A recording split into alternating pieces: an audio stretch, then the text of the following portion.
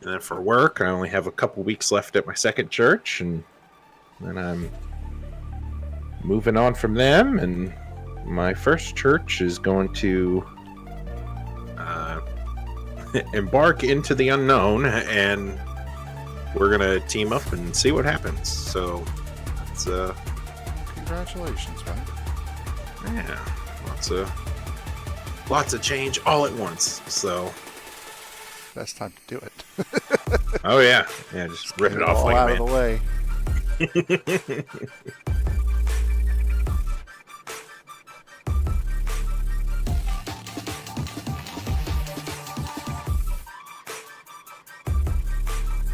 What about you? I've been working a lot. I mean, which is good, but doesn't give me a lot of time to hang out with you guys. I know. Yeah. It seems like it's felt like I'm there almost every freaking day. So it's been a lot, but having fun. I was gonna say it's what you like to do, so absolutely. Ooh. Oh yeah, we're gonna have a qualifier. 5 lap. Oh my god! Top 3 make it. Oh, Klaus just getting obliterated on that. You're in SCL Cup right now. You should be. Yeah, I don't have anything up. Okay. This chain, never mind. Anyway, what were you gonna say? I don't have anything up on screen, so if you're not seeing anything, that's why. Oh, well, explains things.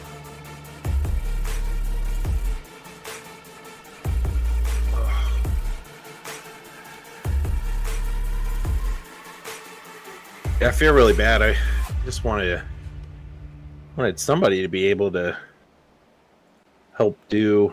These guys, I feel like these guys went out and like pursued sponsorships so that we could wind up doing all their stuff. And I don't know. I might be able to do Wednesday. I'm not sure. I'm in the middle of a playoff push in a truck series race on Wednesdays for I don't know, a couple more weeks. So I'm probably going to ask David to help me, help cover me on that night if he's available. But it's a moot point if, nobody's going to.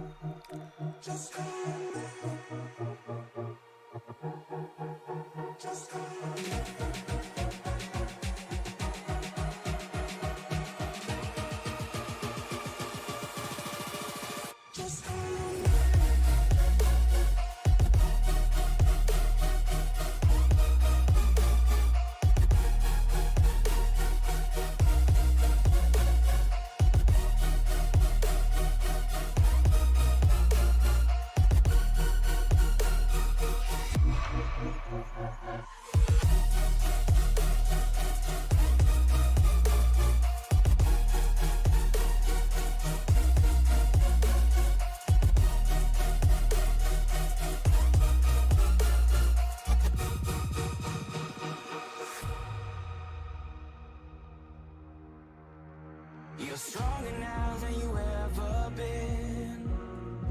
You gotta leave now, it's time to catch the wind. You will climb up high and look through the clouds. And when you're feeling low, I know you'll bounce back. Oh, and just remember, I will be there for you, baby. Remember, there's nothing out there to get you, don't forget it. When life throws lemons, just come. Just come.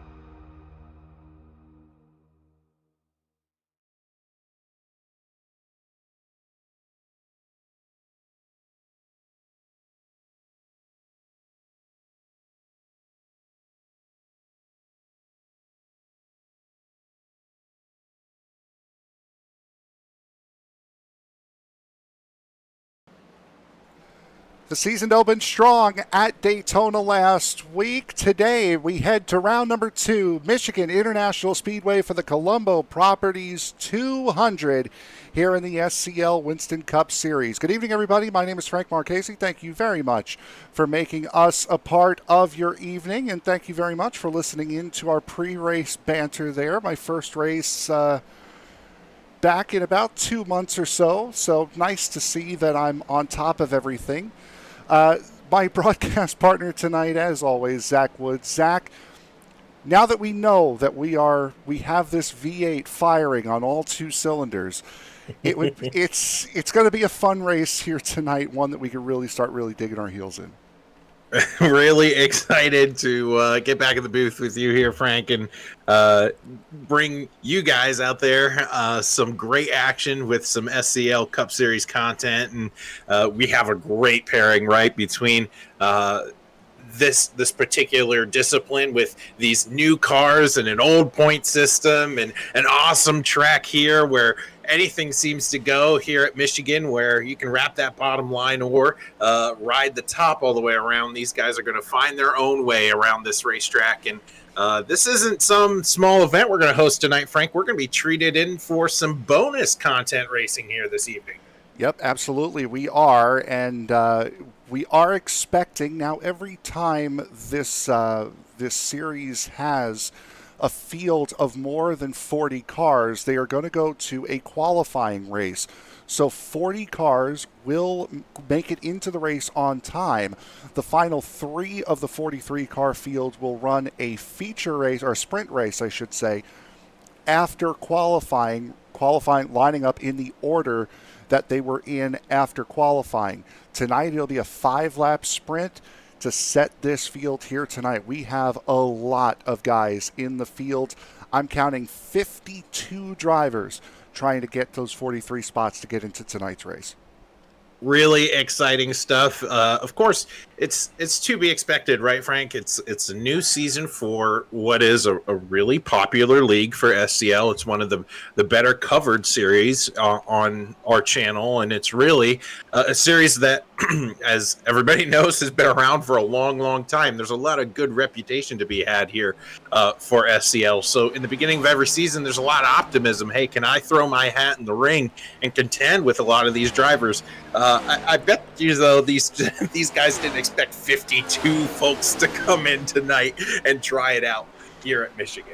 No, I'm sure not. And right now you're seeing on screen the man who took home the victory last week at Daytona and started season 35 about as well as you could have. Tillman Hoyer coming away with that victory by a little bit over a quarter of a second. The best possible start you can have to a season is a race win at Daytona. Tillman Hoyer now has that in his back pocket and a lot of momentum coming into this race here tonight.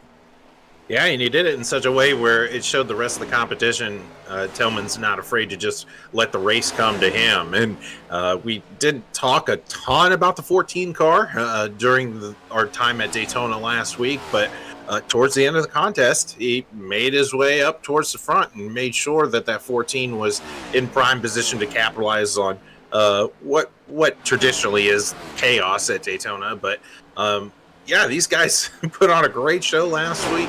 Super excited to see what's going to happen here at Michigan this week. There's a lot of strong favorites, as we are very accustomed now to the returning drivers here in this field. But a lot of our conversation last week was about how well the rookies performed at Daytona. Take those expectations away, right? We're at a different kind of racetrack. You really have to show how you drive this car around if you want to impress tonight. And it's another big racetrack that we're going back to, another 2+ mile racetrack. And then next week, and the next 2 races really for this Cup Series are going to be on 2 very similar racetracks. You have New Hampshire next week, mile racetrack, flat racetrack, and the same thing at the Twin Ring Motegi Oval. It's going to be another mile-long flat racetrack. So 2 completely different types of racing as we get into the qualifying session here in just a moment, as the session now winds down. as we are getting set to see who will be the first driver out on track, and it would appear that it'll be Derek Wegman will be one of, if not the first driver out onto the racetrack, and that's Swedish Fish number 39. And sometimes if you're a driver who's got a lot of nerves, it's good to get out there to lay down your lap. And you don't feel intimidated really by any of the times that are going up on the chart. I'd be very curious to see who's going to wait, right? Who's going to be able to take a look at this big field and go, all right, this is the minimum time I have to meet in order to make this contest. It's nice to it's those two frames of mind. It's those two separate frames of mind of, do I want to set the bar or do I want to know what I have to hit in order to get in? And Wegman being the first driver out. A lot of drivers out on track. I would say probably a good 35 drivers have gotten out onto the racing circuit, as Wegman will be the first one to set time. Frank Hughes in the number 61 right now has the fastest first sector for the moment. A lot of guys, though, are very quick. Matt Schlosser in the 400. Jonathan Casaber in the 05 looking very quick as well. Here's Casaber coming out of turn number 4 in that Monster Energy 05. We learned here in the booth last week how to pronounce his last name, and I'm going to go and find it because I don't want to spend I don't want to correct you. Oh, we already have one way down on the inside. Justin Horton got into the wall hard coming out of turn 2. The good news for the 64, though, he is the fastest car on track right now. He did qualify P1. Matt Schlosser coming down through 3 and 4. That Ray-Ban Shell Ferrari number 400. And Schlosser will go P1 at a 38.86, so about a tenth of a second quicker than Mark Brown was able to do on his second lap. Schlosser to the top. John Cutlip spins and hits the inside wall hard in the number 57 out of turn 2. We're going to be talking about how on exit these cars definitely get a little twitchy if you have too much wheel into it. It's very easy to lose control of these cars, and we're going to see that especially as the run wears on. So, going to be this is the last time you and I up here in the booth are going to wind up seeing that. Yeah, no, it's not. Yes, Matthew McMeekin goes from 18th to 7th on that qualifying attempt. Will Salomon, Guns N' Roses number 34, goes from 23rd to 22nd, and then with two drivers putting down times, goes from 22nd to 24th. As Steven Johnson and Rodney Uberpacker go 16th and 17th. Here's Ryan Farrell. Jonathan's last name is pronounced Case Beer. Case Beer. That's, you know what? That does ring a bell. I wanted to get that right. He corrected us early in the broadcast last week, and I didn't want to come to you with bad information. But I know we spent a large part of our time covering him last season, mistaking his last name. So we're growing. We're getting better, right? We know when the mics are hot. We know how to pronounce names. New and improved Frank Zach right up here in the booth.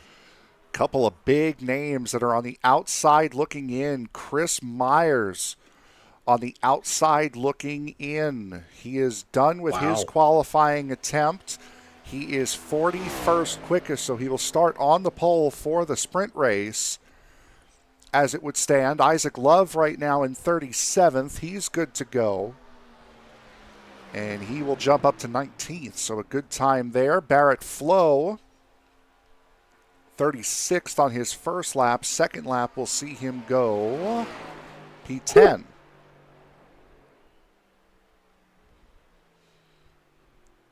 Jason Bilby, Joe Owen, and Neil Rutt are the three drivers that have not yet put down a time and will not get a chance to put down a time, as Matt Schlosser will sit on the pole. However, eyes are focused on the sprint race here tonight. Chris Myers and Jonathan Casebeer will make up the front row.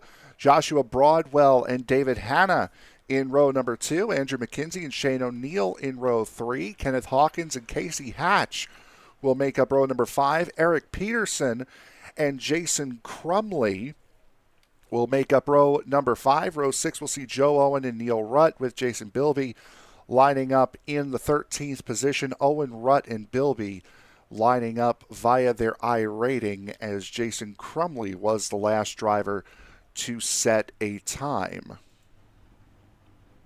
Definitely a couple big-time hitters in this contest, Frank. We've already talked about Case Beer. You've touched on Chris Myers. That dark horse racing machine of Eric Peterson has some very great, very good races last season, and he was talked about quite a bit at Daytona last week.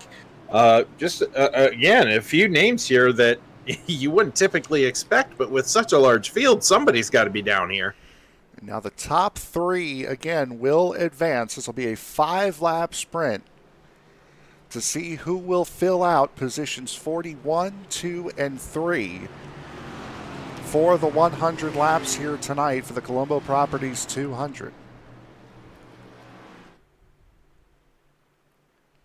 As we know how well Chris Myers can get around some of these big racetracks. Does have a couple of wins that we have broadcasted at the very least. The ones that really stand out to me are the ones at North Wilkesboro a couple of seasons ago. Won the season opening round in the Super Truck Series at Daytona last season, so he does know how to get to victory lane. Doesn't need to get to victory lane, though, in the sprint race. Just needs to finish in that top 3. Yeah, and I'm really curious to how some of these drivers further on back are going to have to make up time again. Like you said, Frank, not a lot of time to win this thing, or at least to get to the top 3. Yeah, no mechanical sympathy will be had here. Just 5 laps of hard racing here at Michigan, coming into the Geico restart zone. Green flag is in the air. We are racing here at Michigan. That 24 got off to a great restart here, and the battle now will rage for second. Again, the magic number's 3, so don't have to win this thing. Big wiggle out of McKenzie, and around he goes. Collecting the 14 and 11 machines as well. Yellow flag is out. Wall. Casey Hatch is in that 114 machine. You can see that tiny little one there. Almost looks like an apostrophe on that number 14. Neil Rutt was involved. Rutt, again, did not set a qualifying time. Jason Bilby did not make the race, did not make the start, so he is going to be the only driver that will not get a chance. And we saw the quick snap wiggle there from McKenzie.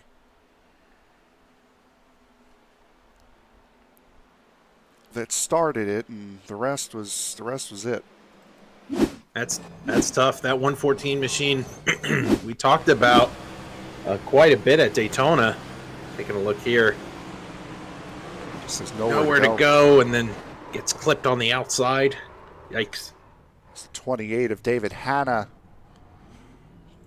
that Casey Hatch ended up running into.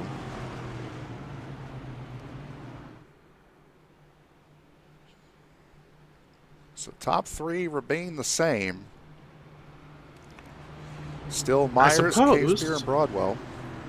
I suppose caution laps count to the end of this event. We'll see here. I don't think they will, because they would have gone around a time or two. So let's see, once they cross the line, I'm almost certain they don't. Oh, no, they do. Well, they are counting at least. Unfortunately, the The NASCAR ticker, our over-the-top deal that shows you where everyone's running, doesn't play kind in a heat race format in iRacing, so we won't have that for you, unfortunately.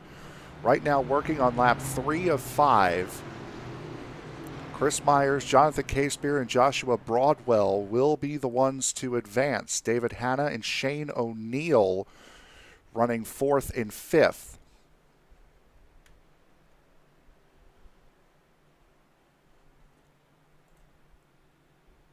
So, math is hard, Frank. So, if this is lap 3 and the lights are still on, say we go to take lap 4. I'm seeing in the chat that the caution laps do not count in these heat races. However, I'm seeing it counting on our timing and scoring.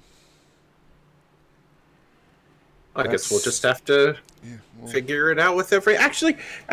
Yeah, Zach, you can press the space bar and bring up the actual iRacing overlay. I can't do that. Well, I guess. It says lap 1. Yeah. Okay, so there you go. I guess I So should have just did that from the beginning. Our timing and scoring then is again, we're using SDK as our timing and scoring system, as we have for years here on Sim Racing Media. And we are going to get set to go back to green flag racing here once again.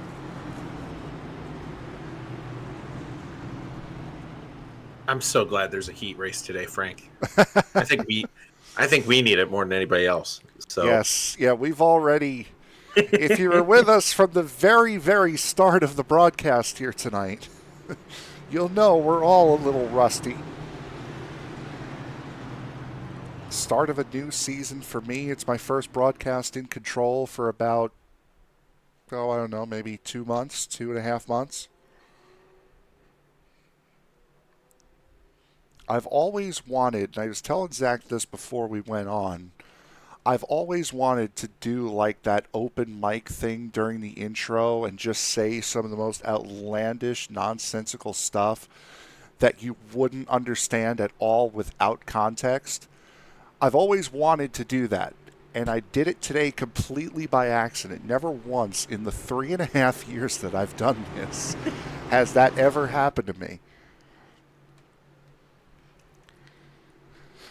And we are currently, right now, Frank, trying to figure out this restart.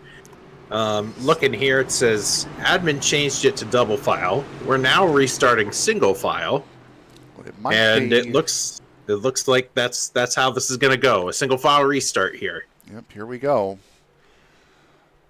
So starting lap number 2, green flag back in the air. Chris Myers out in front. He and Casebeer really getting a good jump. Joshua Broadwell really backed up the rest of the field. Yeah, they all shuffle behind him. Remember, the magic number's 3. You don't have to win the thing. Can they get through turn 2? We're going to see if they play nice. That 80 of Crumley, that Exxon car sliding down to the inside, as well as Kenneth Hawkins. Joe Owen. What a save by these two drivers. We carry on, though, as the battle continues up front here. Now for the lead, Casebeer side by side with Chris Myers. He's going to get the good run up top and lead this lap. That's really unfortunate for Crumley, because he had made up a good 5 or 6 spots there in turn 1 and 2 and then gave it all away in 3 and 4. The race right now is for 4th. Unfortunately, that's out of the race. They're just duking it out back here for 4th place, but they all need to get in a line and kind of work together to reel in Joshua Broadwell, who sits in 3rd right now. Yep, the fighting in this group has resulted in them losing 1.4 seconds to Joshua Broadwell.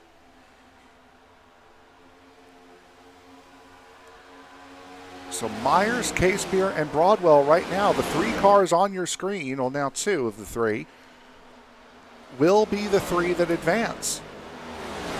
Gotta wonder, is Jonathan gonna push here?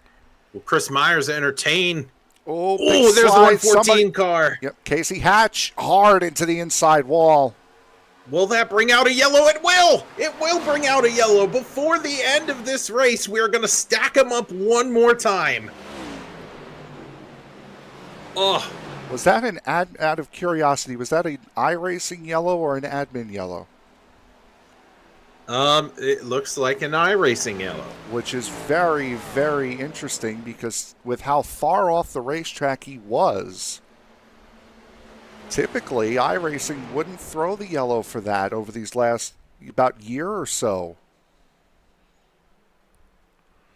But we are seeing it now. You got to be fuming if you're any one of these top three drivers, right? You were 2 corners away from locking up your spot here in the second race of the season. Now you got to fend off a whole bunch of hungry drivers who just a few moments ago didn't have a chance. A lot of things have changed. Of course, today being the official start of Season 3, Week 1 for 2023. Week 13 is officially over. As a matter of fact, about 20 minutes before we went live, the first sessions for Season 3 went live.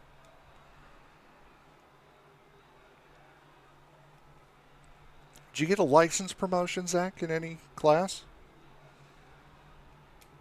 I might have. I might have gotten. You know what? That's a great question. I think my asphalt oval finally up to an A license. We'll see. There you go. Congratulations. Yeah.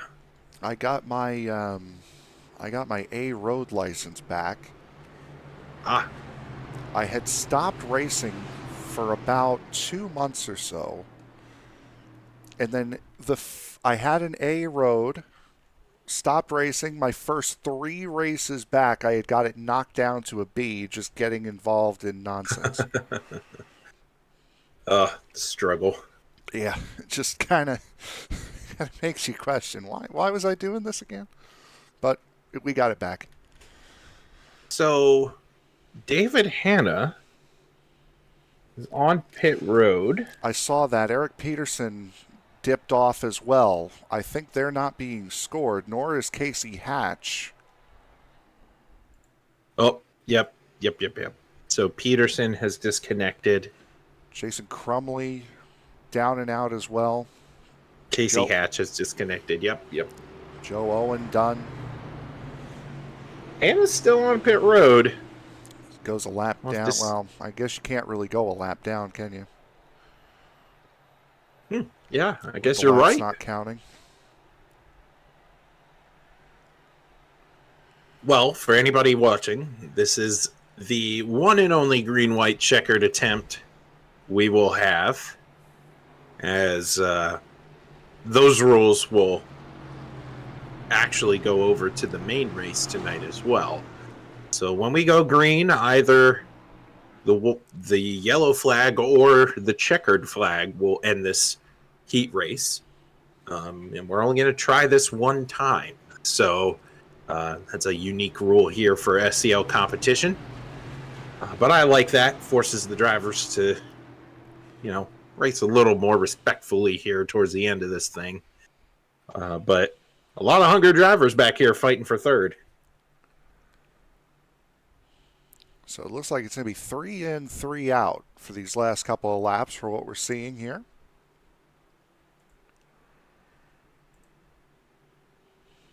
Also, something else they'll be carrying over is one fast repair. If you're new to watching this series, each driver will get one fast repair over the course of the race. It looks like something. Go ahead, Frank. No, you're good.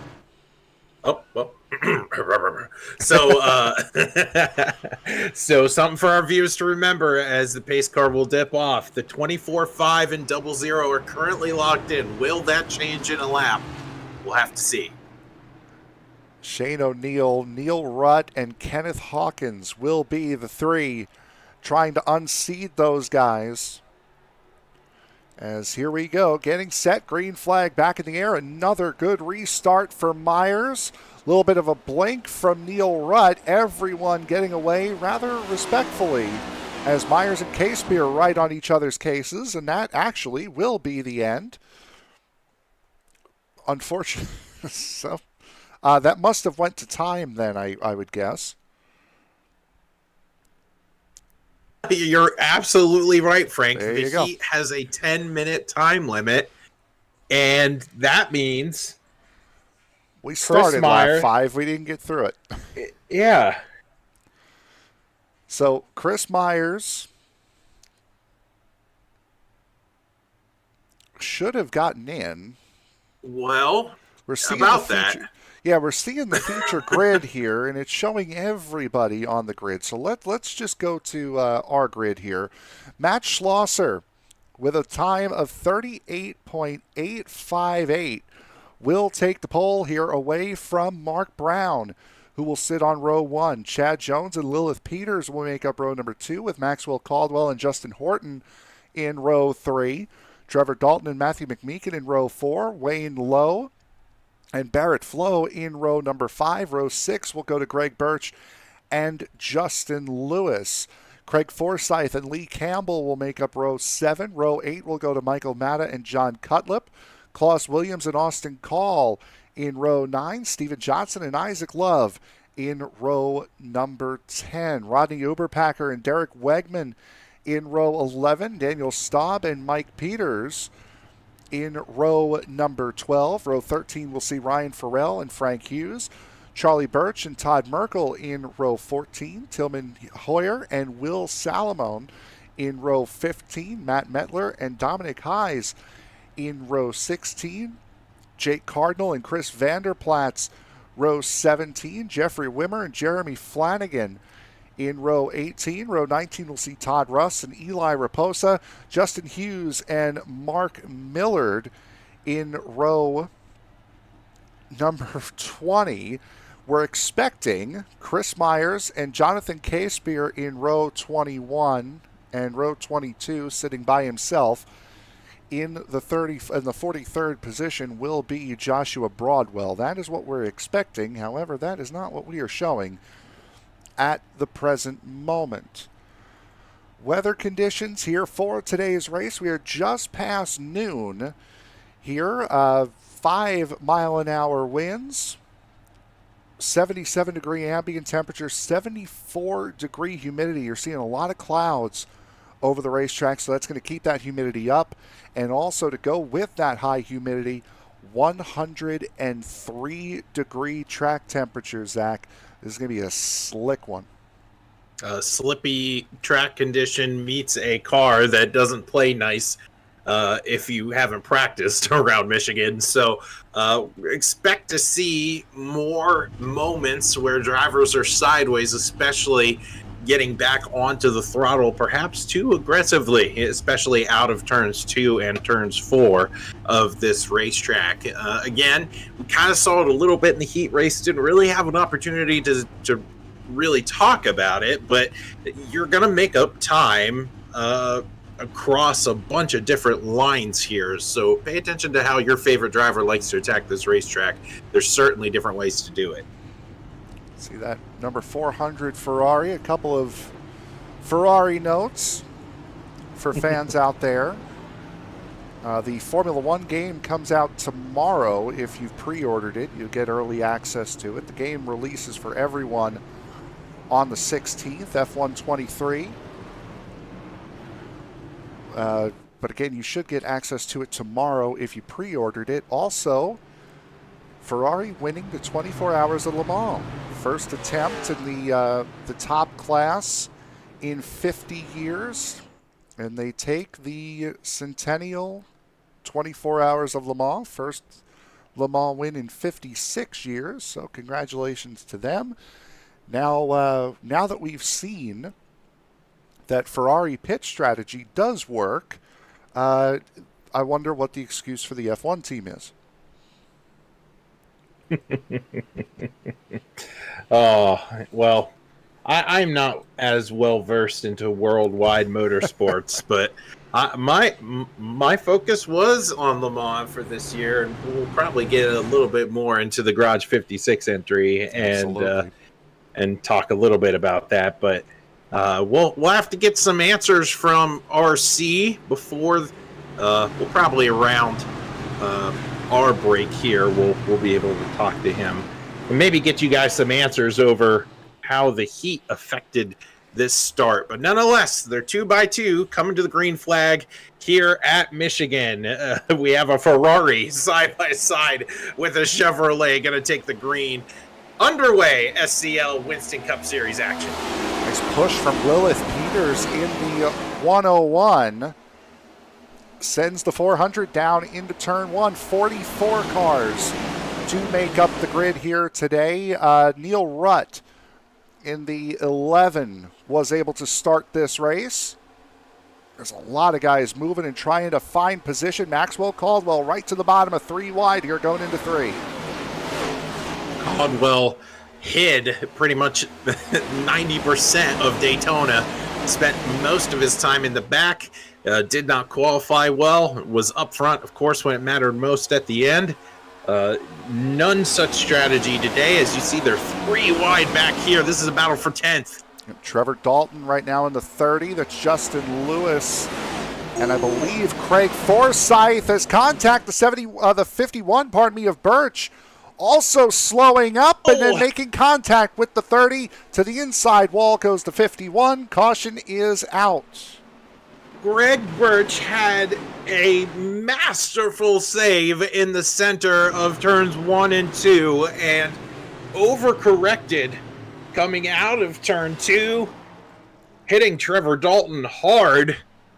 I'm surprised that 30 machine isn't worse for wear. I think what happened there was, well, obviously got loose in the middle of the corner. However, it was the wiggling that almost put him back up in traffic. Well, the 81 there, that's Charlie Birch. He's going to come into this. There's the 51 and the 30 down there. Yeah, the 51, he just... everything's fine, and then he sees the 30 to his inside. He goes up high. He doesn't want to get into the 18 of, I believe that's Austin Call. 51 gassed up right in the center there, right into the door of the 07. And then, yeah, the 51, knowing he's slow, trying to stay out of traffic, comes back down and doors the 30.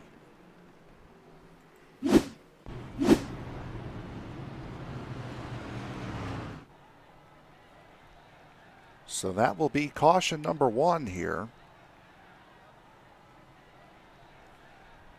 Am I hearing what I think I'm hearing? I have no idea. Am I hearing crowd noise? Oh, I wouldn't know. I never broadcast with sound. I'm just... Well, if I'm hearing crowd noise, that's a new feature for season 3. I mean, I guess I could turn it up. We'll see what happens. I mean, also, I believe the hands moving on the paddle shifters for the road cars, that's also another new feature. Typically, it wouldn't animate the hand actually reaching for the shift paddle, but it does now for this most recent update, the season update. It's a lot of tiny stuff. Yeah, I don't hear it now, and there's probably because there's no grandstand down here, so that's... If anyone can confirm that they've added crowd noise into iRacing, that would be interesting for sure.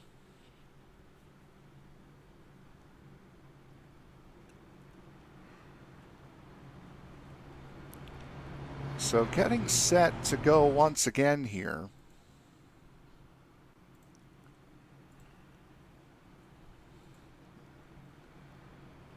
Just as a refresher, 11 cautions at Daytona last week would have been the ending number.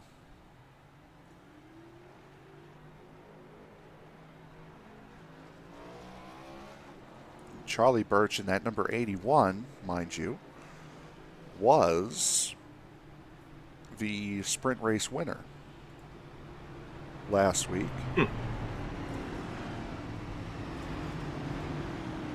Qualified quite well here today. He's already up 11 spots in the 16th position. Right there's Charlie. Sharp looking car right there. A lot of new paints to get used to here in the new season of Cup action. New paints, new names, new numbers for some of those old names. New producer. I mean, Yeah. we're brand spanking new. New old producer, new old commentator. We're new old problems on the broadcast. I don't know what you're talking about, Frank. I didn't go anywhere. So, well, no, new old producer. That would be you. Well, so a detail of note for last week that's carrying over this week. We did see that 400 machine up front quite a bit at Daytona, making a lot of aggressive moves. So Schlosser's got a lot of great speed in that car. And, of course, with a great qualifying effort, he's still out front. He's going to be making some hay here as we're coming to get lap 6. You know why? Well, he's driving a Ferrari, Frank. Exactly. That's exactly right. Coming to the restart here. We'll start racing again. Working lap 6 of 100. Green flag in the air. Schlosser getting a very good start. Lilith Peters not getting the same start as the last time around. And the battle will rage for second now with Peters and Caldwell going at it. Caldwell getting really close there, side by side. A lot of side draft, and that's about as close as you could possibly get without hitting each other. Might have gone door to door there, did the 101. And the two-time reigning defending series champion, Maxwell Caldwell, on that outside, still 3 wide here in the midfield, 4 wide in some cases. That's way low at the 84 down on the bottom. Just sliding up in front of Craig Forsyth in the 53 as there goes the 07 of Justin Lewis looking low. And you have to wonder how aggressive. Oh, man, Michael Maddock getting into the side of the 41 car. Wow. How did he save that in a tricky part of the racetrack? Look at that. Klaus Williams all the way up against the fence. Oh, Austin Call getting a big wiggle. Able to keep it straight, though. Only loses a couple spots. Got to find your rhythm here. Look, just a couple cars behind Austin Call. You have the 24 machine. He's been able to weave his way up through the pack. But right now on board, it doesn't get more chaotic than this, right? Restarts at Michigan. On board with Austin Call, seeing the back end of that number 61 of Frank Hughes. Well, the 04 of Klaus Williams sneaking to the inside of the 18 as well.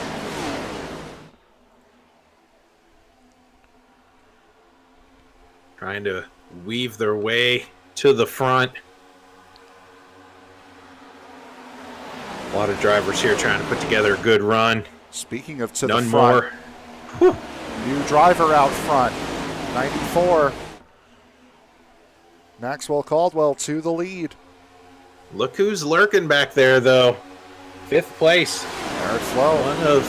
One of Maxwell Caldwell's biggest competitors last season had to step away for a little while. Scheduling conflict took away from us, at least, a heated championship battle between Barrett Flo and Maxwell Caldwell. One of the few guys. Hard into the outside fence. Austin Call's going to be in it. Yep, Austin Call was in it big time as there is Austin Call. Caution has come out again.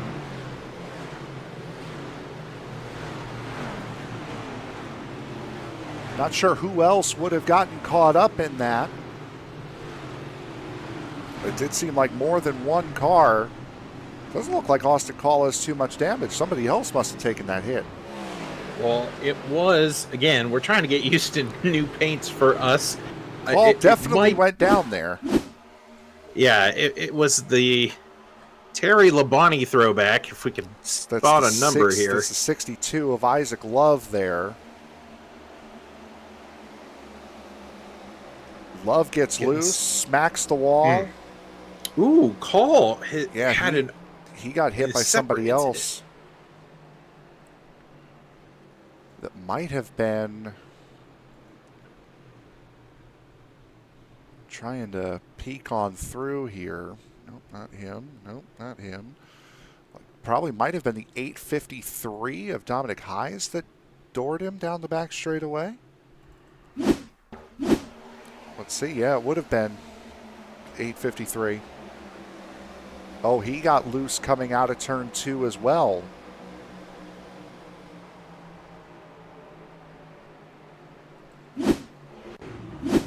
That's what sent him down into the 18. So the caution is out. Working lap 11 of 100 here from Michigan. We've had one heck of a sprint race so far. And now we're having one heck of a main race.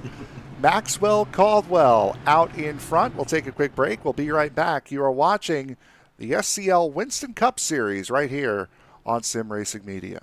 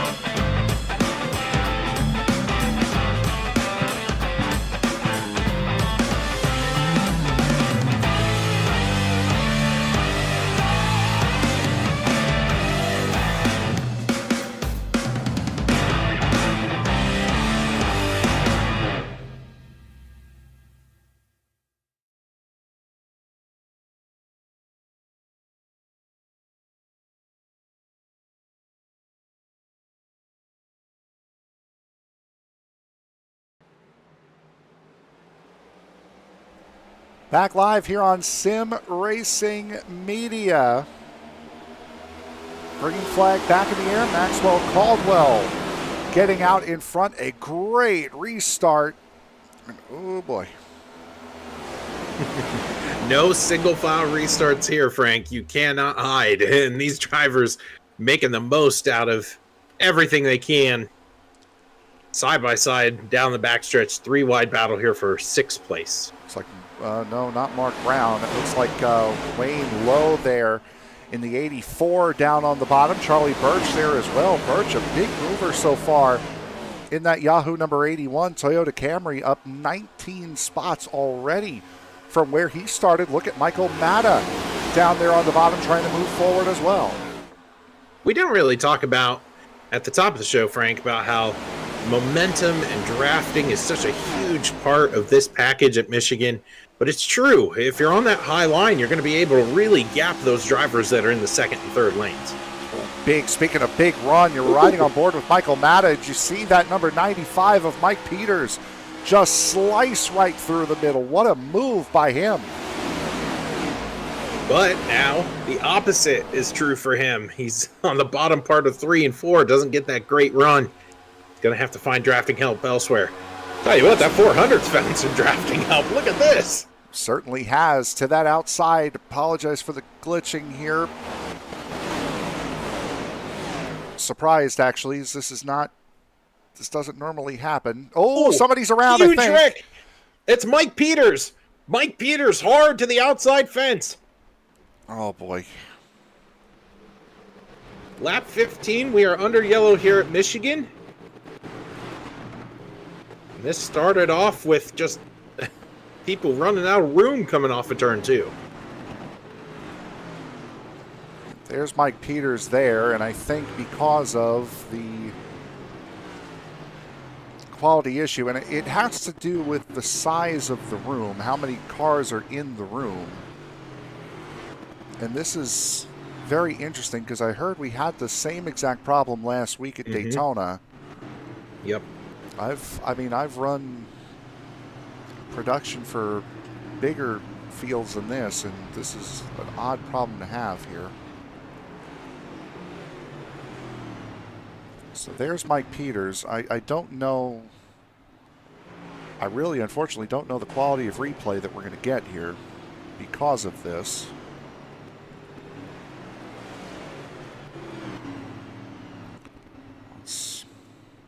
Let's give it our best shot here. Yeah, I don't think so. I don't think this is going to work the way we want it to. Yeah, no. Well, you can kind of see cars going everywhere. Matt Metler in there. There's Peters backwards. I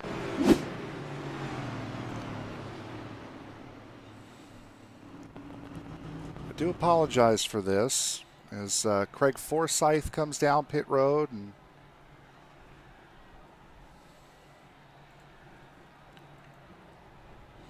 unfortunately now that we've kicked off, there's not really much I can do short of stopping the broadcast and doing a full reboot, which is something we try not to do unless we absolutely have to, but I think it might be starting to look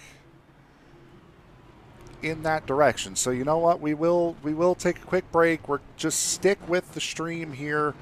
We're going to do a full reset. We'll be right back. Please, the stream is going to stop, but we will pick it right back up here in just a moment. So don't go away. We'll be back in a couple of minutes here.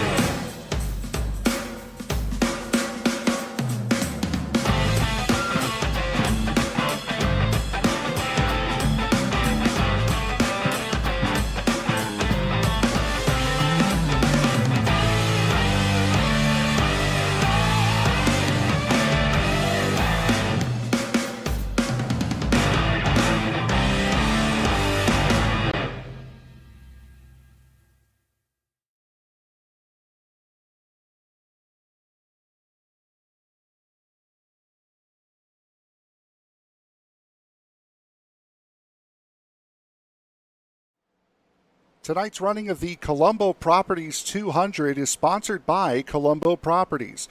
Colombo Properties is a real estate investment firm looking for vacant and pre-foreclosure properties. If you would like $500 from Colombo Properties, just text us the address of a vacant or pre-foreclosure property to 586-662-0721. And if we are able to secure the property, we will mail you a prepaid $500 gift card. Again, that number is 586-662-0721. Colombo Properties looks forward to working with you.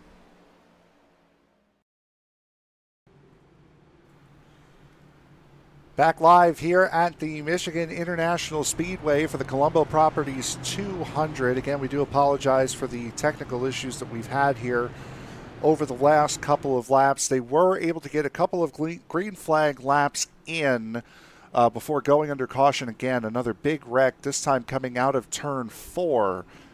The culprit as to why this most recent caution has come out, and I believe we might be able to get a little bit of a view here as to what happened. We may not be able to get the full incident, but we may be able to give you a little bit of something here. Or possibly not. Let's try here one more time. Yeah, no, it's not looking like it. So unfortunately, didn't get back into the session in time to be able to bring that incident to you. However, we are getting set to go back to green flag racing. Maxwell Caldwell in the 94 leading the race. Lilith Peters in second position in that 101 down there on the bottom. Matt Schlosser.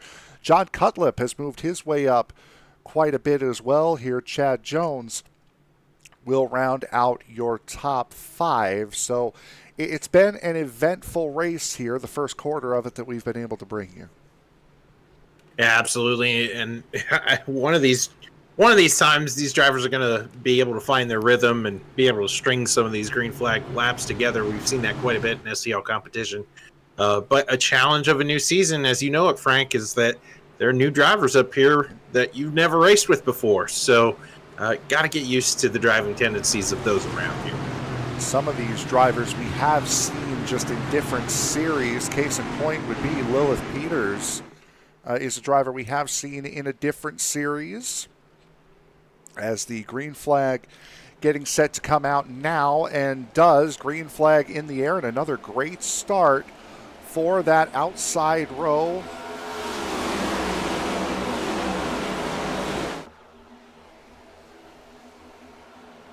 '94 really trying to roll the center of the corner here, staying in front of that 101. Ultimately, it's going to prevail going down the backstretch. 1-2 is Caldwell and Peters. The battle now for third with Schlosser and John Cutlip side by side, but Lilith now making the way to the outside. Side by side, the rookie taking it to the champ. Oh. Getting a little squirrely out of turn 4. It doesn't get much closer than that, Frank. No, that 101 is very, very good. The 57 there, John Cutlip, looking very feisty down there on that bottom, looking for the race lead. A blend of old meets new. 57-101, the new guard here at SCL, fighting against 94 and 07. These drivers, they're no strangers for being up front. No, they're absolutely not. As the 57 of Cutlip taking that race lead. There's the 07 of Justin Lewis hanging around on that outside line. The 75 of Chad Jones in that City Chevrolet car also working there. And also, again, keep moving forward. Charlie Birch in that 81. Good story there from the 81 machine. Just trying to carve his way up through the field. Making good time up there on that high line. Right? How crazy is this battle we have for the lead? We have a two-time defending champ going side by side against probably the most inauspicious car, the blank 57 machine. Looking very much like Kyle Larson's dirt ride there, that number 57. Matt Schlosser also hanging around up there in the 400 pole sitter here for today. Charlie Birch now getting into the top 5 for the first time this afternoon. Look at the 92 of Barrett Flo. Look at the inside of the 101 of Lilith Peters. Yeah, Charlie Birch just casually up 22 positions from where he started. As you do. Quite an eventful day, dodging and weaving through all the chaos here through the first quarter of this event. Meanwhile, a guy like Barrett Flo just patiently moving up through the field as we're under yellow again here. Oh, that's the 51 of Greg Birch. Ooh, in the back there, that Crown Royal machine. It's like Matthew McMeekin. Craig Forsyth may have also had a piece in that. There's Matthew McMeekin in the 041. He appeared to be a little bit too far back to be involved in this particular incident. Quite a bit of damage to that car. Let's see if we can figure out here what happened. Here's Craig Forsyth. Ooh, the 49 getting into the fence. It's the 03, and then, just a bunch of guys playing bumper cars there down the backstretch. See again, just gets caught up in the back. Ooh, there's where McMeekin gets into it. Nowhere to go. Wow. And McMeekin's doing the right thing. You know, seeing that wreck happening way out in front of him, and he's wrecking himself, right? So he doesn't want to blend back into the mess. It just so happens the first wreck finds him. I think if we go back far enough, Matthew McMeekin might have gotten loose coming off of 2, which is why he was down there in the first place. It was the 10 of Chris Vanderplatz with a big shove to the 03 of Justin Hughes there as well. So a lot more than just one car involved in this. Seeing some cars come down pit road being led by Matt Schlosser, Lilith Peters there as well, as is the 64 of Justin Horton. This is interesting. I mean, lap 29 of a 100-lap event. And for these drivers to put 4 tires on right now, I don't know about this call, Frank. I just feel like we haven't raced enough to justify losing this track position. You kind of want to be in front of all the chaos.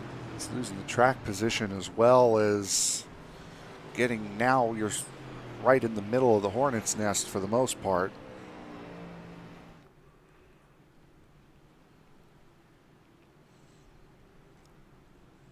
Couple big time players back there though. Schlosser, Horton, Peters, Trevor Dalton back there. Wow. Now, if the comments could help me here, maybe Lilith or Justin, you hear me? We used to broadcast a series that was sponsored by Luna Steak Sauce. Lilith Peters is a very familiar name here. I cannot for the life of me think of what the name of the series was. I do apologize. I think I may have only broadcasted that series once. But I know the series was around for a while. If Tony was here with me, he would know right off the bat because he broadcast the series a lot from what I remember. But I'm sorry, really, I can't. I'm sorry I can't be the man you want me to be, Frank. I'm sorry. No, but it's bothering me because I know the series. I just don't remember which one it was. As we get set to go back to green flag racing once again. Rest assured, when you go to sleep tonight, you're just about ready to go to bed. It's still going to bother me. The answer's going to hit you. The stream will be long gone. No, I'll jump back on stream at 3 in the morning and go, that's what it was. And then stream done. We'll leave the stream open-ended for that reason, just in case. Okay. Good to know. So, couple of drivers up here that are very, very well acquainted with racing one another. Maxwell Caldwell and Justin Lewis. So we'll have to see how competitive this restart is. Justin Lewis to that inside, and it's something that we've seen a lot here tonight, especially from the starts for the leaders. The outside line has been the preferred line leaders do get to choose which side of the track they want to start on. And all of the restarts for the leaders, all of them have chosen the outside line as this caution's been extended by an extra lap. Yeah, it looks like they're trying to sort out positioning towards the back of the field. So for anybody wondering, that's why this caution has been extended. It's the ISNF series that we used to run here on the channel. That was the league or one of the leagues that I remember Lilith Peters being in. I have faith in you, Frank. I know you can do it. Well, I'm texting Tony right now. That's why.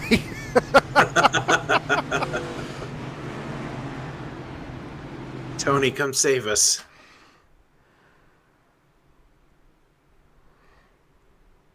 As these drivers are getting ready to take lap 32 of 100 when we go back under green. There's some good stories here to be seen around 10th on back. We have Todd Merkel, who started 28th tonight. He is in row 5.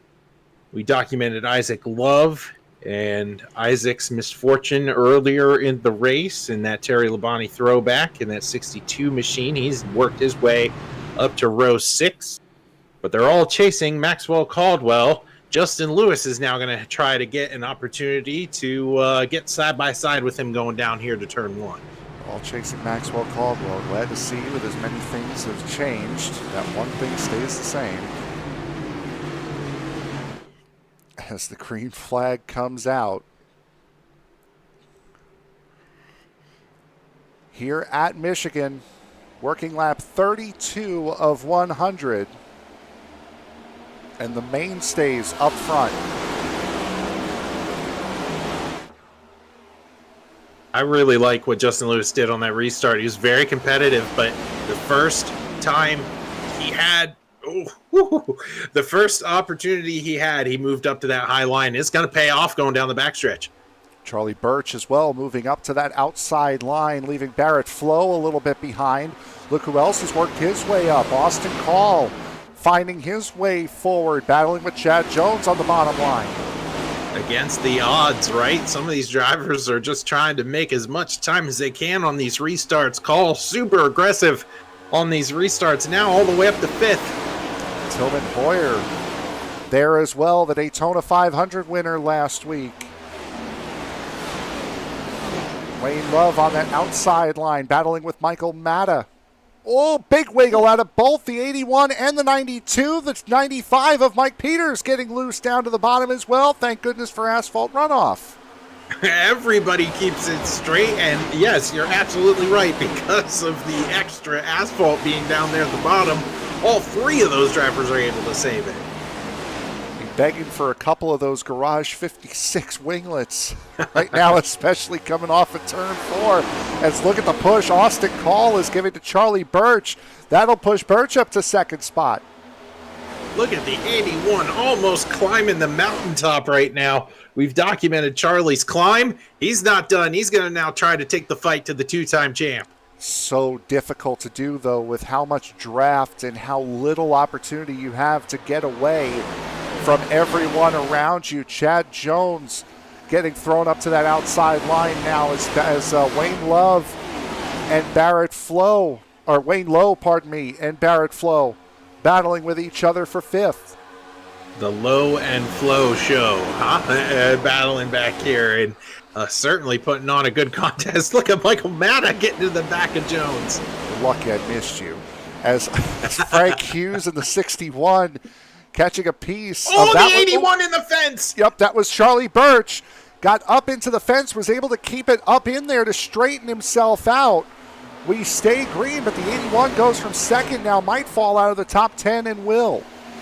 Definitely has some right front damage to the 81. I don't know how he was able to keep that from flying all the way to the infield, as we've seen so many drivers do tonight, but he's going to continue here. Charlie Birch, his climb just got a little harder now back here.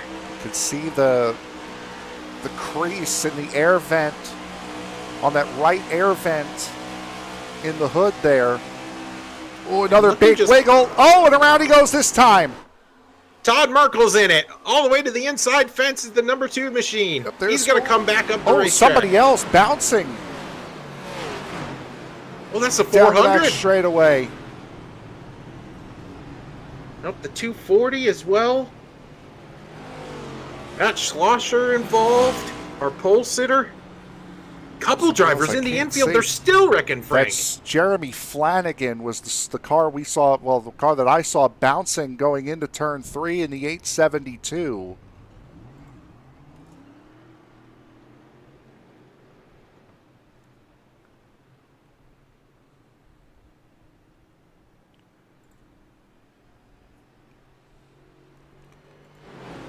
A couple of guys trying to get back up to where they were. There's Charlie Birch trying to recollect his position. We're riding on board with Birch as we saw him hit that wall. This is, again, this is happening behind. Oh, there was a lot more that was going on. Let's follow that Jeremy Flanagan. There he is. And, ooh, he's going to get run over by a couple of different guys there.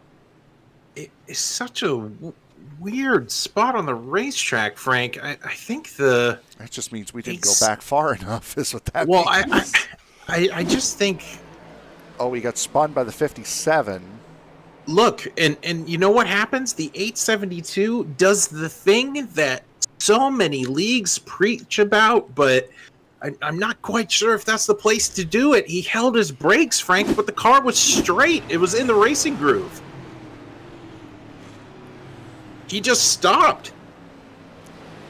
I mean, when you're wrecking, the old adage, right, is hold your brakes. Don't drift back up into the racetrack. But that car was straight as an arrow, and it's sort of hard to anticipate a car just being stopped. Like everything else, there's a time and place for everything. And the time and place for Jonathan Casebeer is now. Up in the lead after finishing second in the sprint race. The 05 is up front here at Michigan. And if I'm correct, I think I am. Let me check. We've both been wrong enough. It doesn't work. Being right at this point is losing its meaning. Stephen Johnson got a wave around. If anybody is, that was who I was trying to look for. Stephen Johnson, one of the drivers that qualified in on time in the 44. There he is. He was part of our podium finishers in Daytona last week, but he had connection issues midway point through this race, forced him to disconnect, went a couple laps down, gets one of them back here. Again, 44 drivers started this race, but apparently there must have been some sort of issue with iRacing and the system that knocks people out after the heat race, because 47 drivers were allowed to start this race, which is why we were having the quality issues that we were experiencing before the restart. So unless that's a series thing, or if that's a iRacing bug, again, it's the first day of the new season. We're in the second hour of season 3. I'm sure a bug patch will be coming soon. I want to ask Frank on, just because I second guess everything we say now. According to timing and scoring on my end, Jonathan Casebeer has not pitted in that 05 machine. Yeah, I don't know either, because again, I had to completely restart. Well, I've been here the whole time, so you're right then. So he is one of 3 drivers who have not pitted this event. Eli Raposa and Shane O'Neill, back just outside the top 10, have not pitted. Most of the drivers last pitted around lap 30 and 22, respectively, through the grid. the driver that just went down pit road is going to start 15th on back. Austin Call and Company. We're back under green. All going to chase that 05 machine. Jonathan K-Spear getting a very good start. Once again, electing that outside line. Matt Schlosser out there as well, getting a good run, bringing Lilith Peters in tow. Oh, wrecking again.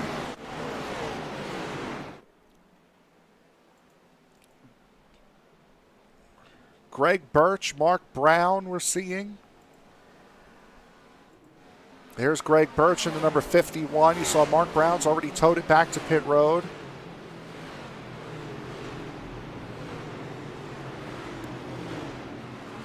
It's like possibly Rodney Uberpacker was involved in that as well.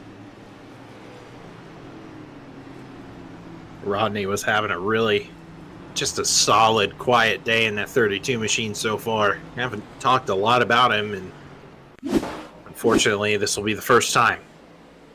This is Greg Birch. Ooh. Oh, it was in front of him. It was the 720.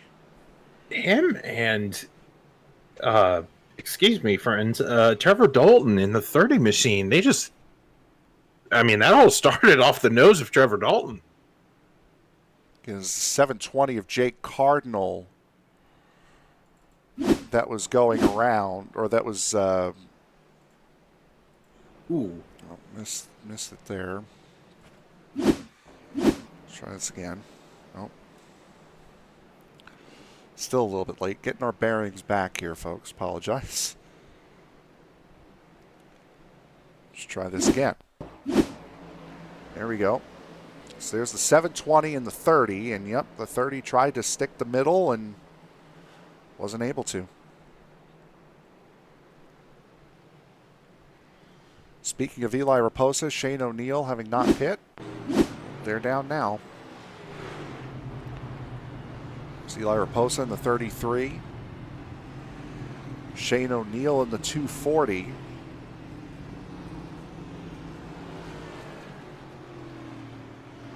Ryan Farrell in as well. Jake Cardinal, Chris Vanderplatz, Rodney Uberpacker, Greg Birch, all down pit road here under this caution.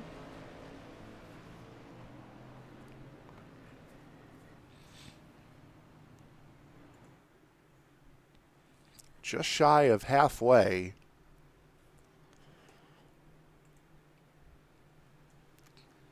Here at Michigan. And really quick, Zach, do you like money? I do like money, Frank. Do you want to make the easiest $500 of your life? That sounds great. Well, if you know of a vacant livable home or someone that is facing a foreclosure, text the address of that home to 586-662-0721. If Colombo Properties buys that home, they will mail you a $500 Visa gift card for your help. All you have to do is text the address of the vacant home or the pre-foreclosure home to 586-662-0721. And thank you very much for helping out our sponsor today, Colombo Properties. There you go. Anybody out there in YouTube land might be able to help out the sponsor for tonight's race. A lot of great information just talked about there by Frank, but I'm sure you might be able to get a hold of one of the very helpful folks from SCL. We'll get you in touch with those guys. And again, that's only if they do end up purchasing the home, then you get the $500. It's not here's the address, give me $500. They need to have purchased the home first.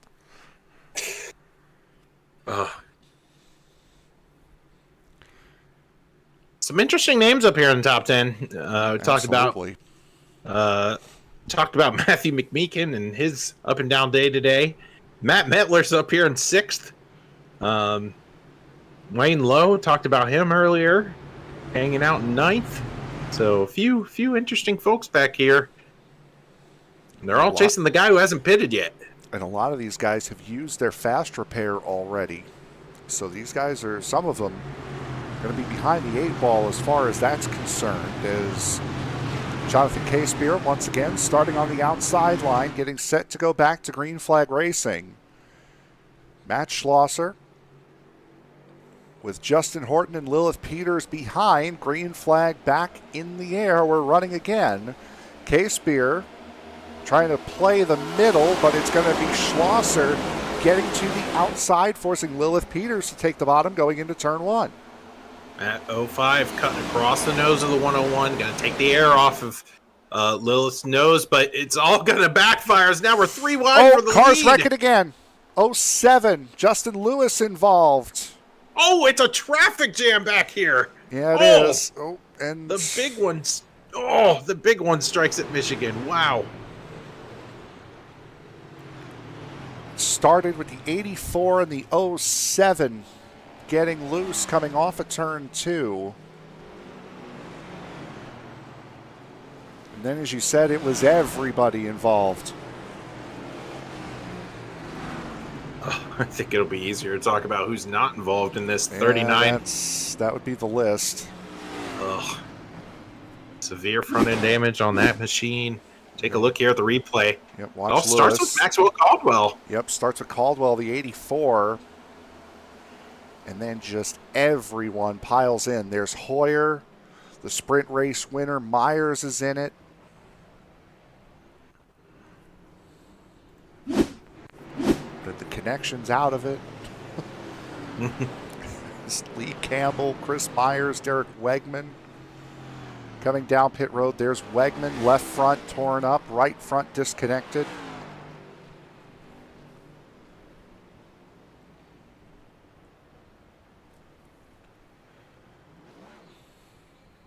And again, the longer, the more drivers in here, as there's the fast repair going for the 39. Jonathan Casebeer coming down pit road now.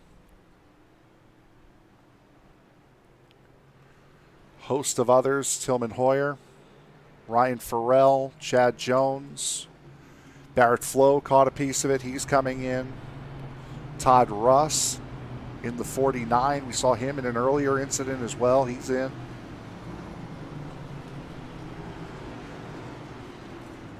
A lot of guys taking the march down pit road.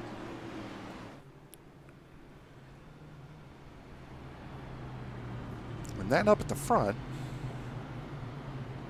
is the Ferrari.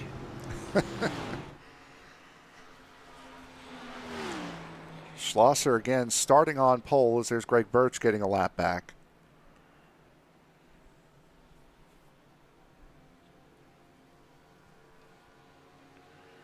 Remember, we questioned the decision of the 400, the 101, and the 64 to come down pit road a couple cautions ago. Yeah, I guess this is just the broadcast where we're just going to be wrong the whole time. So, from start to finish, Frank and Zach are wrong.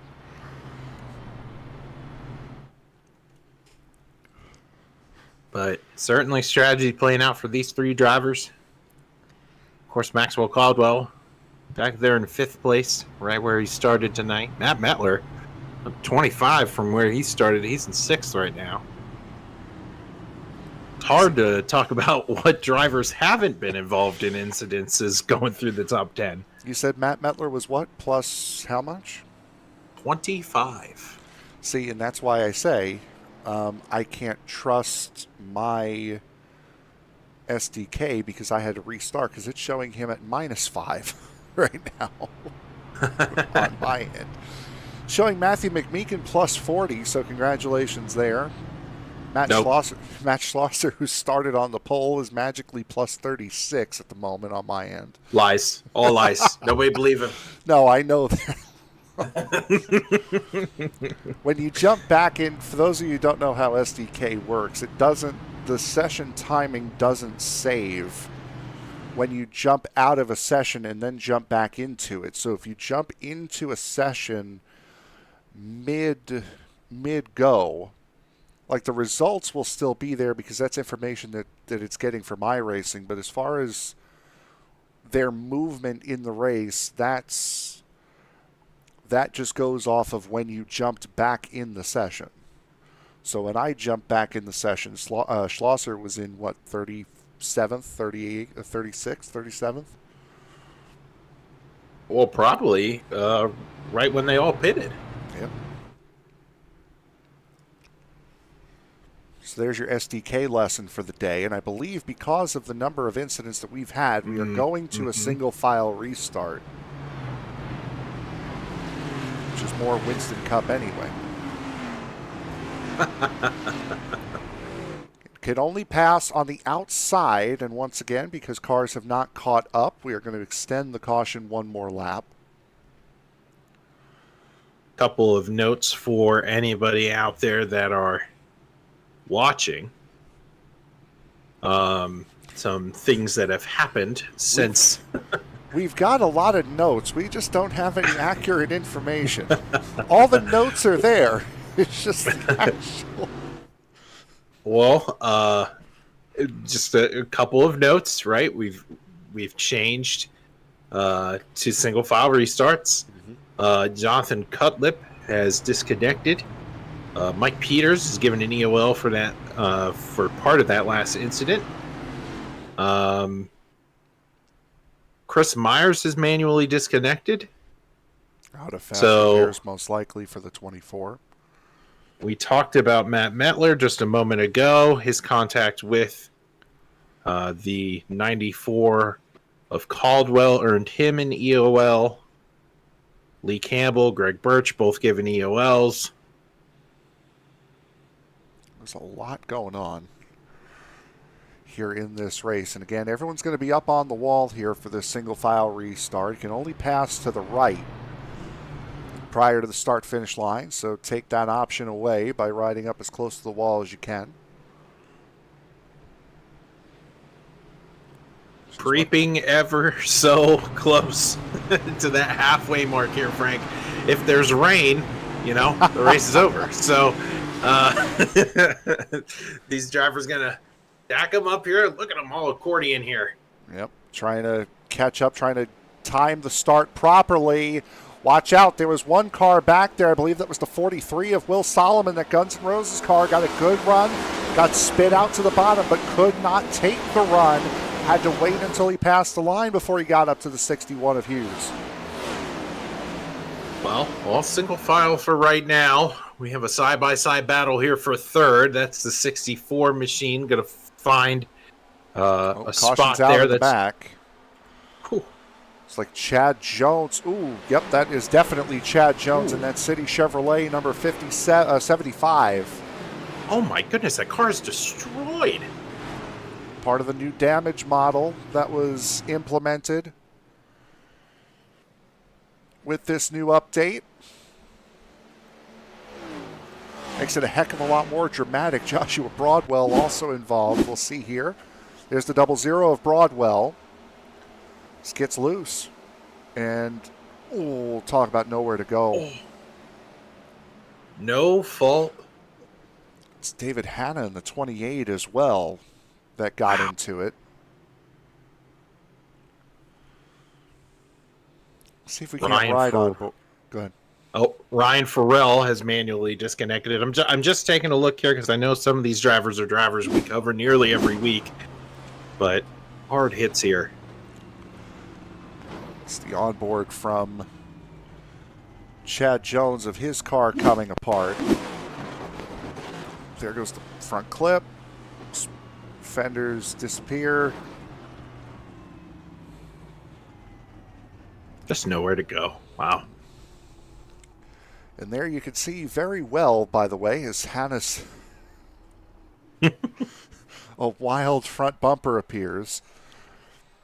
But as you can see there, the vents, for those of you who didn't know, those front vents in the hood, they're not connected to the hood. They're actually connected to the car. And there's the air inlet into the engine. Yeah, the more you know.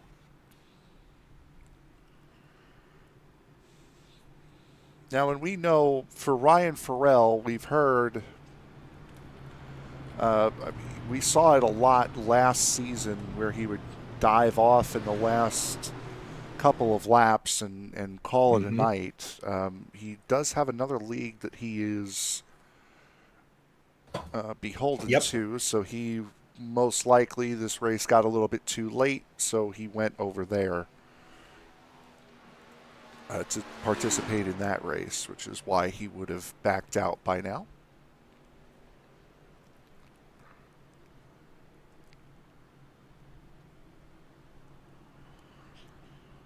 Well, if you're liking what you're seeing here, not just from the SCL, but also from Sim Racing Media, be sure to subscribe and like the stream. Also, take a trip if you want to join the SCL. Head on over to sundaycupleague.wixsite.com. You can register there to be a part of this series. Coming up tomorrow will be the Late Model Stock Series. That will be at Rockingham tomorrow night. Then on Wednesday will be the Gen 4 Cup Series. They will be at the Legacy, Michigan, coming up on Wednesday night, replacing the Super Truck Series, and the Late Model Stock Series is going to be replacing the Weekly Street Stock Series. Next week for Cup, it'll be New Hampshire. Motegi will follow to wrap up the month of June here for the Cup Series. Rockingham and Motegi will wrap up for the Gen 4 Cup Series, the Grand National Division. And then races 1 and 2 for the Virginia Triple Crown at South Boston and Langley will end the month of June for the Weekly Racing Late Model Stock Division. A lot of great car track combos you just listed. Should make for some great racing. I know tonight's been difficult at times for some of these drivers, but still got a long way to go to make this right. So excited to see them try to navigate this single file restart. Of course, last time around it was new to them, right? So they're getting adjusted to it. We'll see if we can get rolling here, starting on lap 53. And also worth noting that on the 17th of July and the 19th of July for this Cup Series and for the Grand National Series, they'll be running the Suzuka East Circuit.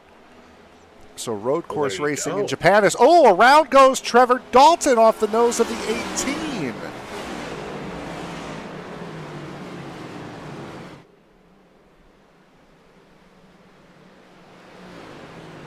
Bunched up on the restart. Don't know if the 18 got run over into the 30. But in any event, caution is back out.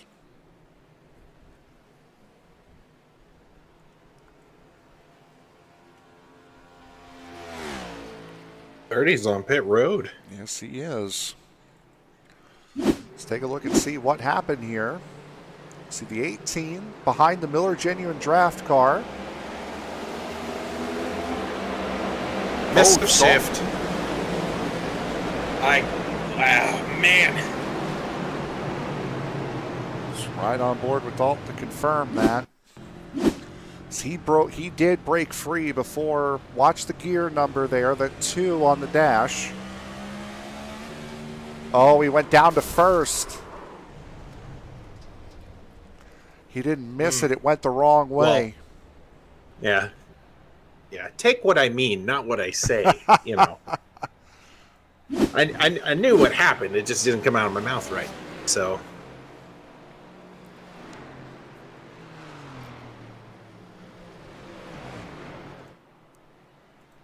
the long night continues as Lilith Peters and Justin Horton take the late dive onto pit road.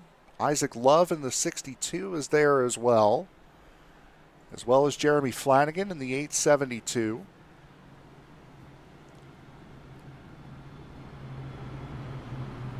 few teammates there playing some strategy going down pit road.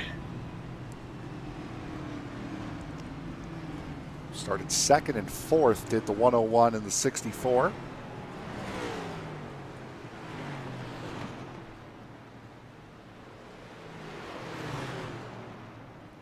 There goes 64, and I believe Peters is getting some damage repaired.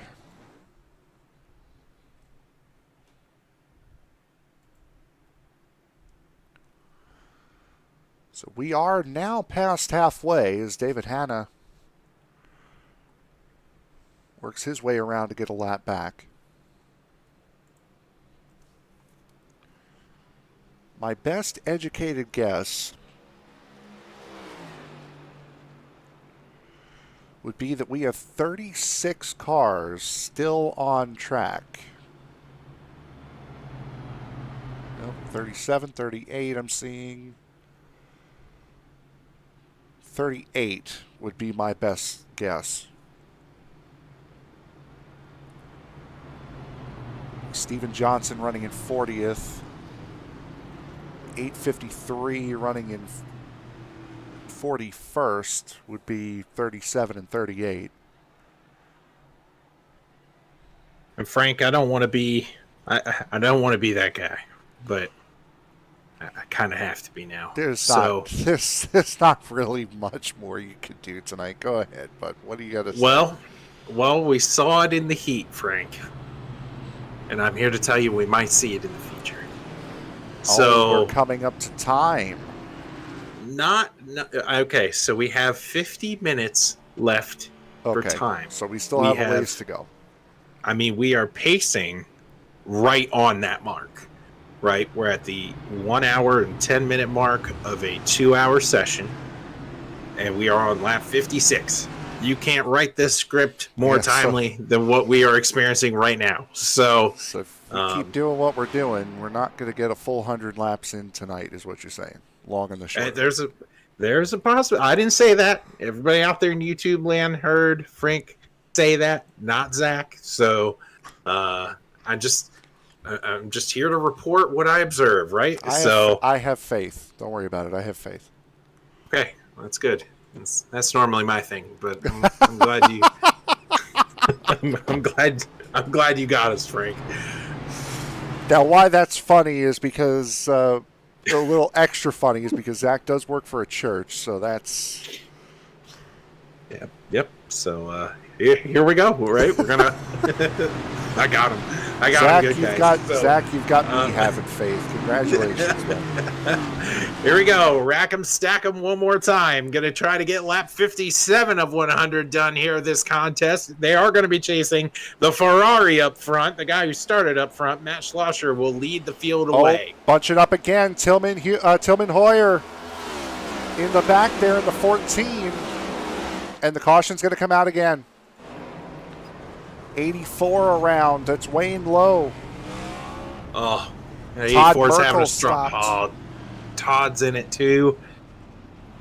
Couple drivers who are having pretty solid evenings. Haven't talked a lot about either one of them, other than seeing them in the top 10.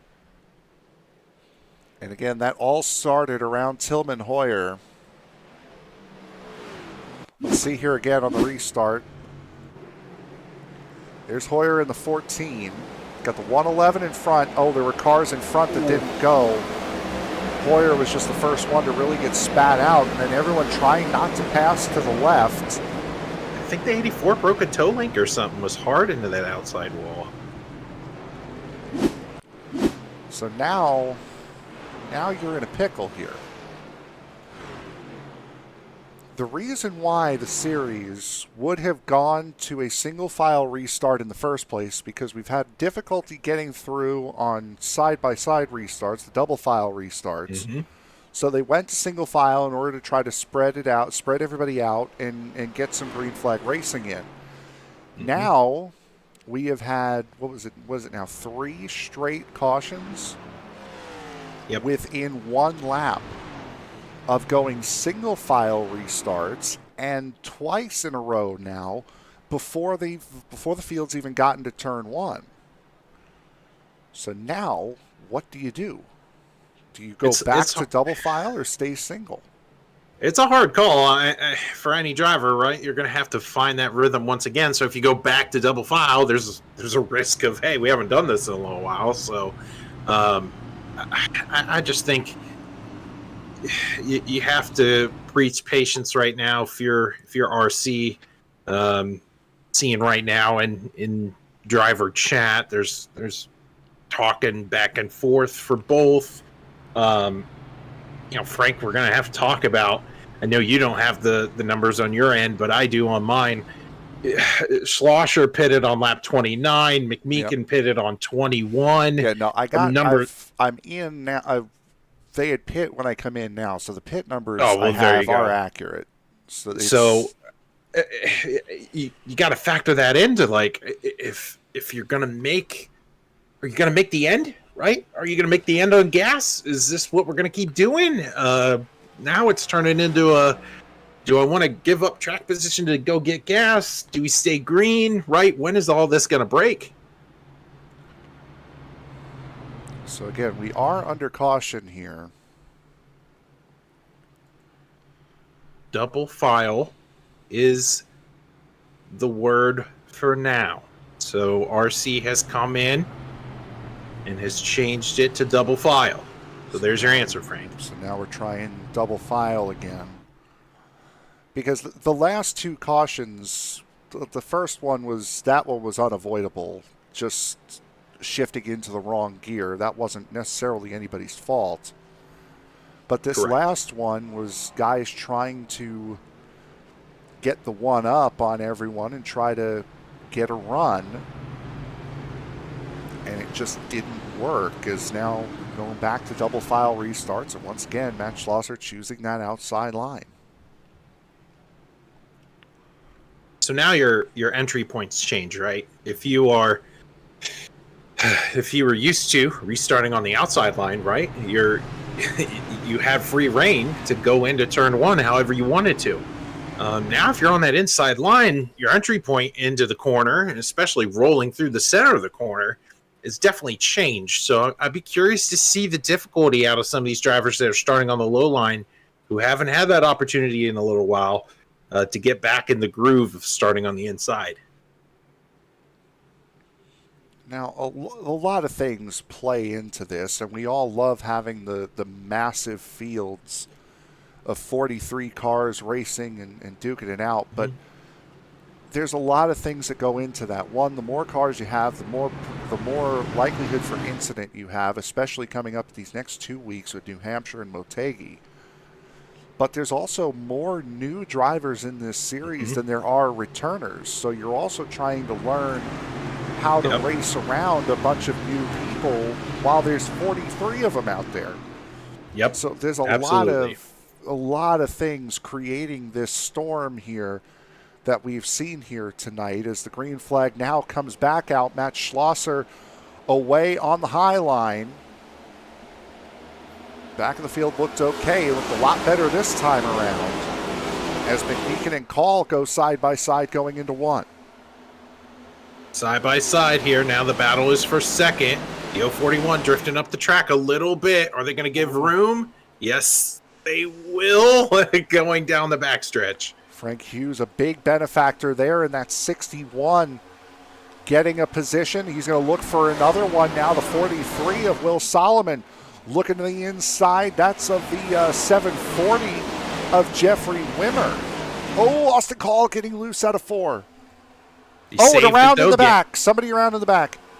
Gathering it up is the 18, but as Frank said, was one spinning around in the back. We stayed green. It might have been the 240 of Shane O'Neill. Yep. No, Daniel Staub. Oh, it's a 4. Daniel Staub. It's showing 4, but it's going to be the 752. No caution for that.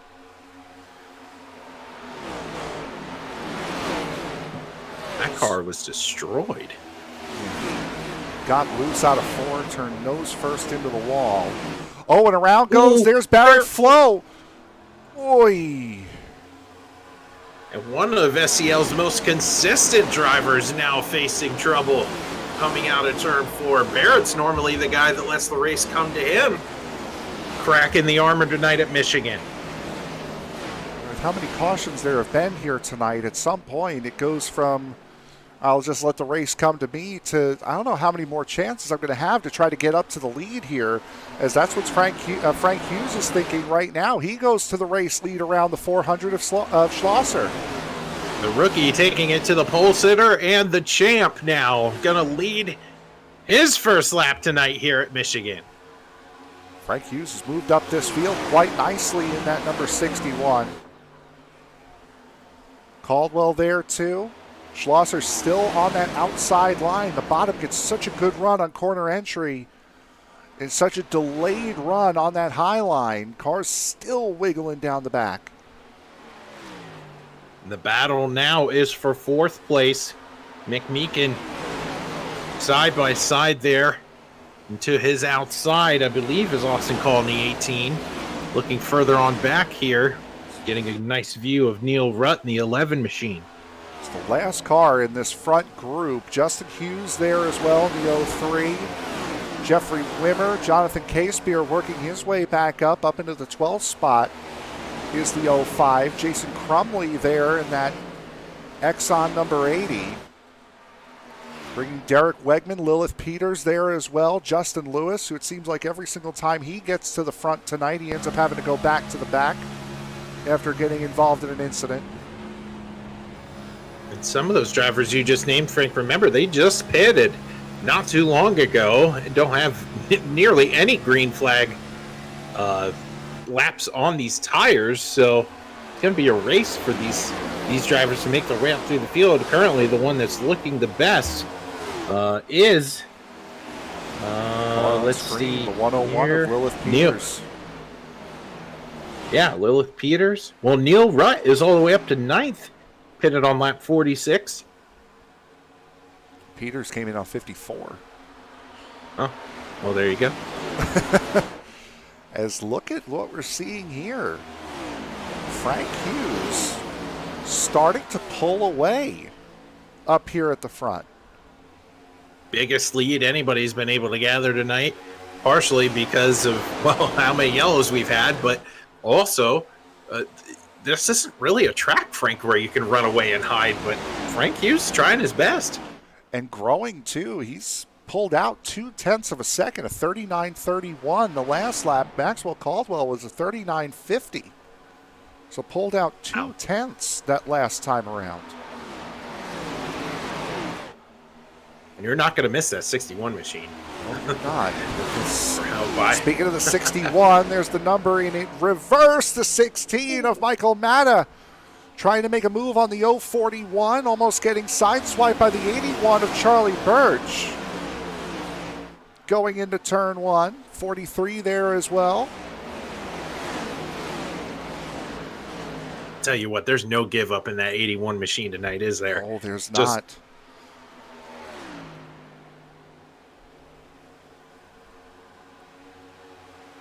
Another car wiggling. I think that was Justin Hughes in the 03.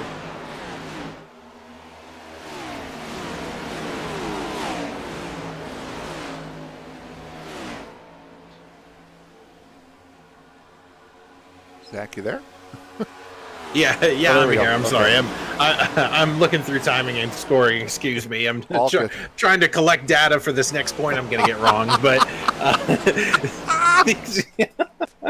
these I'm trying to figure out tire fall off, Frank. I mean, we haven't raced enough green flag runs to really get a good scope on how this tire holds up here, and trying to compare lap times here between some of these drivers because.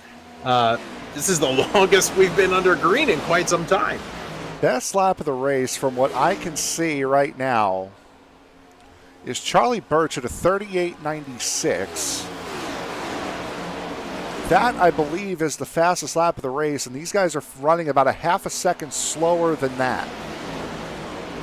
So we've seen a good half a second drop. And Frank Hughes continuing to pull away. Oh, and around goes the 16 of Matta. Caution is out. Oh, and he gets finished off. Michael Matta hard into the outside fence. And wouldn't you know, look who else is in the outside wall. Yeah, it started with both of them. They just kind of ran out of room there off the corner. Well, that'll do wonders for the racing on time thing. So we have 30 laps to go. And our longest run of the night. I shouldn't have said it. Concludes. Well, no. You were trying to go for tire fall off. There's nothing wrong with that.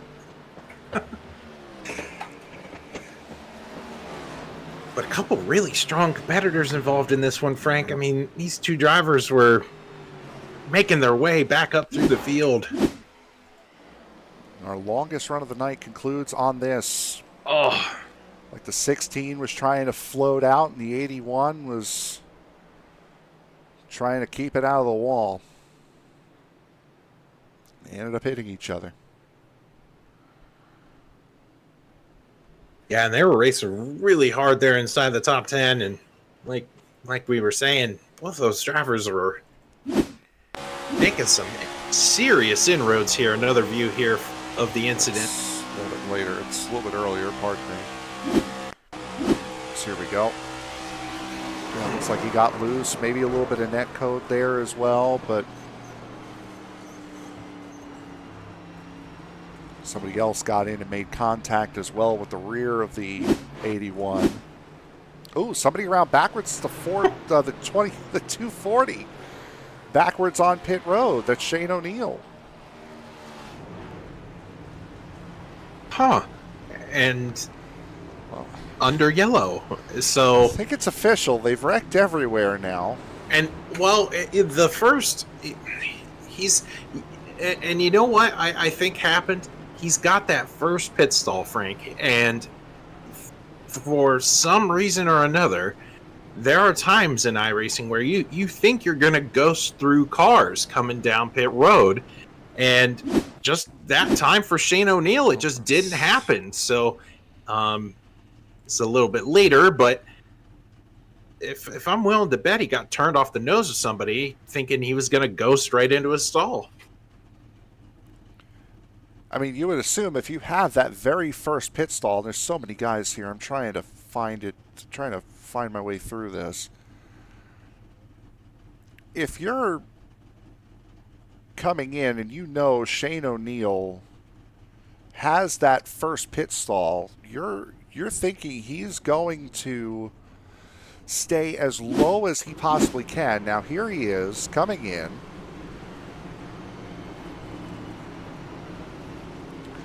Oh, he stopped short in the 33 of Eli Raposa. Boy, they're not... Okay, so that was caused... That wasn't caused by Shane O'Neill. That was caused by Eli Raposa. Watch what Raposa does here. Now, again, speaking of that, there are rules in leagues that prevent this thing. This sort of thing. Absolutely. And he just rolls right through all of the pit boxes to get into his.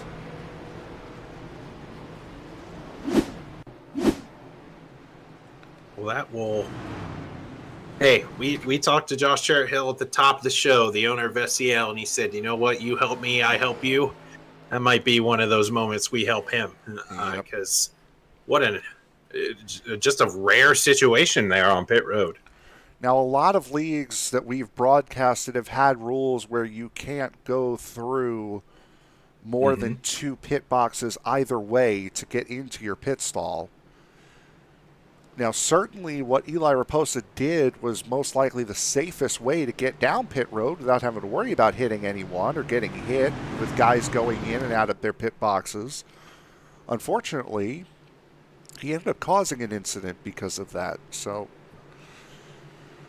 not sure of the view that they will take on that, as Lilith Peters and Justin Horton have found themselves at the front. We're going to be embarking on lap 74 of this event. Now going back to green. Peters is the control car. Great side-by-side action. And we're back underway. Green here at Michigan. We are. There you see up there is the timer. Just under 37 minutes left.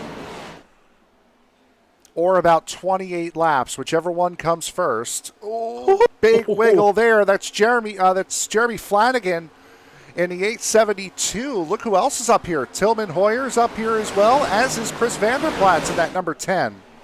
I was just about to talk about Vanderplatz there, right before Flanagan came up and slammed the door on that 10 machine. The story of this 10 machine last season, Frank, and of course you know that, you were here with me last year, but maybe for some of our viewers, is that Vanderplatz came off of a season where he was so electric, and then the story of last season was just that nothing seemed to go that 10 car's way. Just every single week was just bad luck after bad luck. It was so difficult for him to string momentum. A top 10 for this 10 machine would be huge for him tonight. Absolutely. Tillman Hoyer blocking off Maxwell Caldwell on the bottom. Caldwell has fresh tires, just came down pit road under this caution, as did the 61 of Frank Hughes. He's broken free. Matt Schlosser there as well in the 400 on the outside line. He's trying to break free now.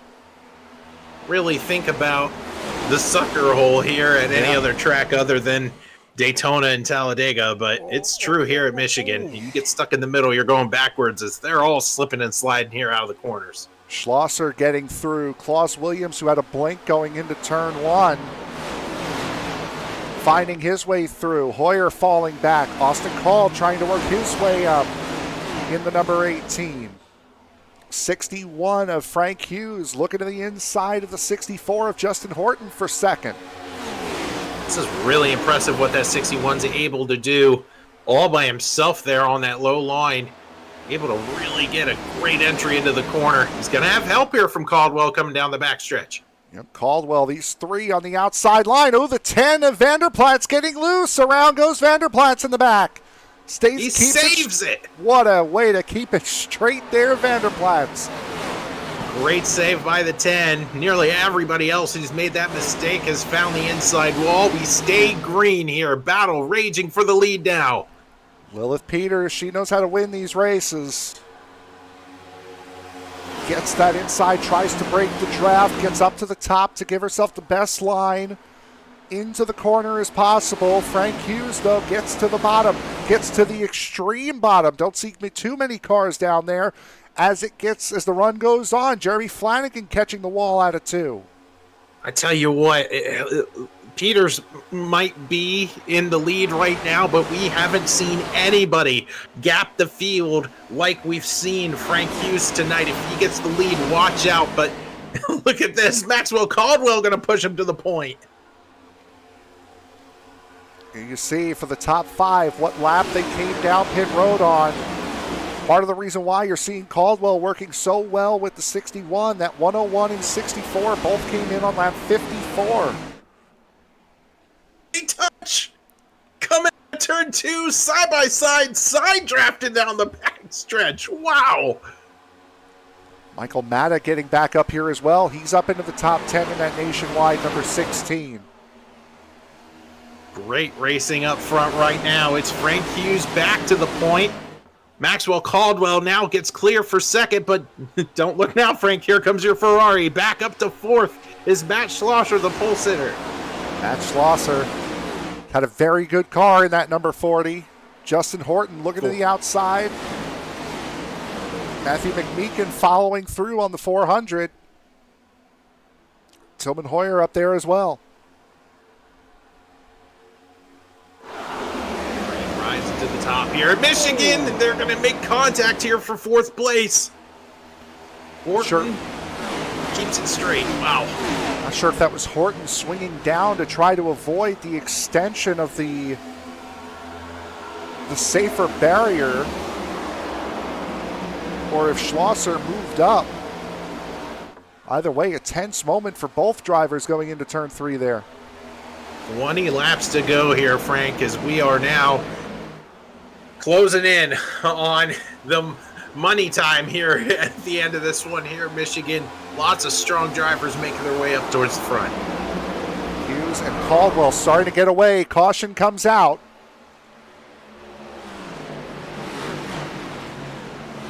somewhere aware in the back, as that's the 92 of Barrett Flow. Slow down in 3 and 4. That car is hurt.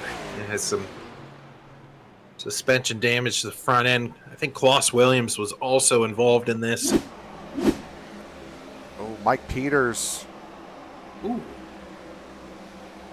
It was Mike Peters hitting the back of Barrett Flow, sending him down to the bottom. Let's see it again here.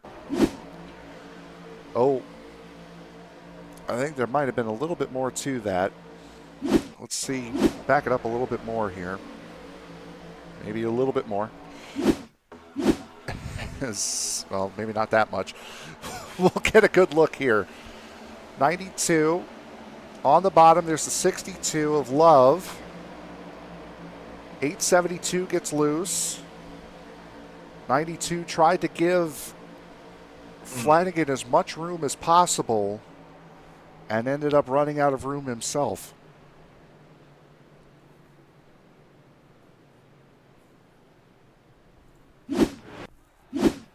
And for our Klaus Williams fans out there, that 04 machine has retired from this event. So, more drivers calling it a night, but some drivers not done swinging yet. We have some heavy hitters down pit road. Lilith Peters, Justin Horton, Mike Peters, Neil Rutt. Just saw him flash by. Todd Merkel, Matt Metler, Chris Vanderplatz, all down pit road here. It's the 00 of Broadwell way in the background there. Barrett Flow, as you can imagine, down pit road as well. Vanderplatz probably really thankful for that caution, right? Had a big skirt all the way down to the inside of the racing surface. Now gets 4 fresh tires on it. Change of fire suit, maybe? Maybe. We saw how quick Maxwell Caldwell worked his way up through the field, managing his tires. But the man out in charge right now is Frank Hughes in that 61 machine, really coming on strong in the back third of this event. And while we wait here for this race to get back going, let's take a quick look. Let's hear a quick word from our sponsors one more time. Tonight's running of the Colombo Properties 200 is sponsored by Colombo Properties. Colombo Properties is a real estate investment firm looking for vacant and pre-foreclosure properties. If you would like $500 from Colombo Properties, just text us the address of a vacant or pre-foreclosure property to 586-662-0721. And if we are able to secure the property, we will mail you a prepaid $500 gift card. Again, that number is 586-662-0721. Colombo Properties looks forward to working with you.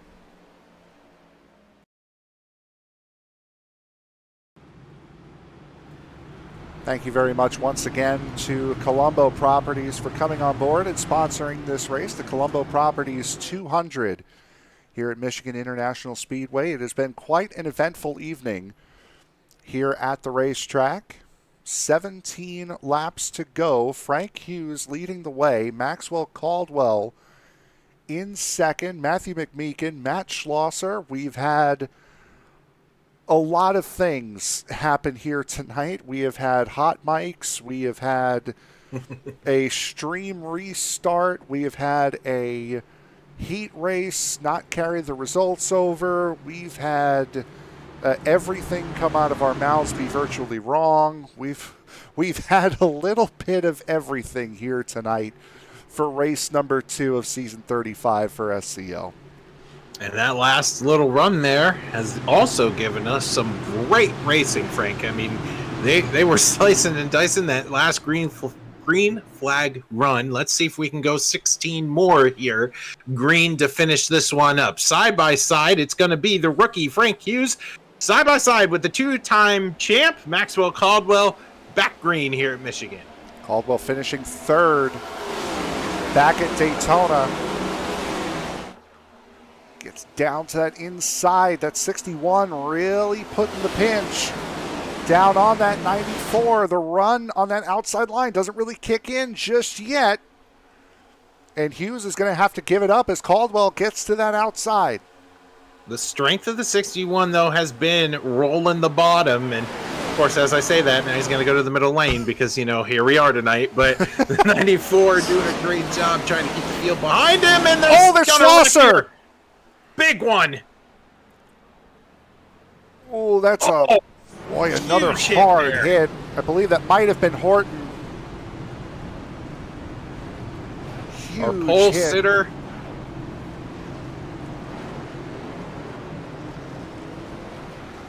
Wow.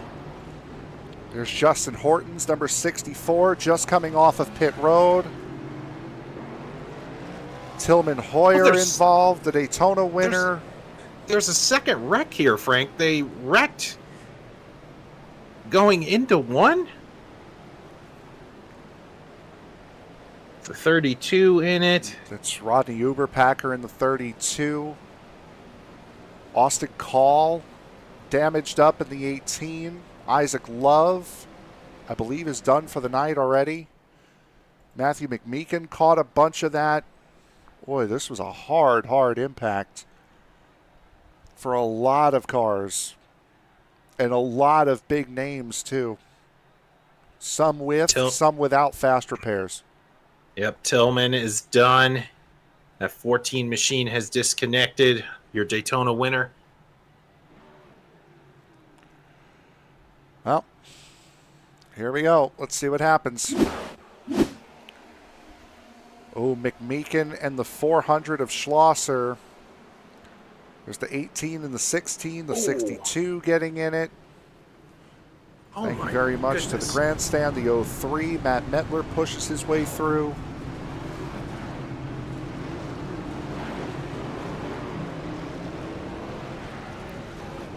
It has been a tough night for a lot of guys. 07 getting involved in another one. There's the hard hit that Love took. 03 comes flying in. The 39 somehow makes it through. I'm curious, Frank, how the 32 of Uberpacker got involved in this, because I saw him streak across the infield. He missed the initial wreck. Let's first. This is on board with Wegman here. Slow. Oh, caught the wall, but that'll save his race. And now here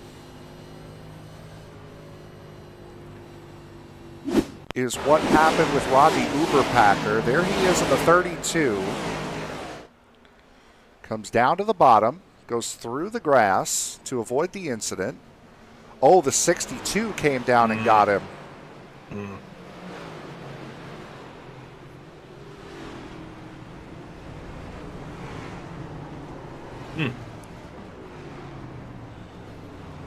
One more on board from the 400 of Matt Schlosser. Wait for it. Big hit. Now, oof. Yeah.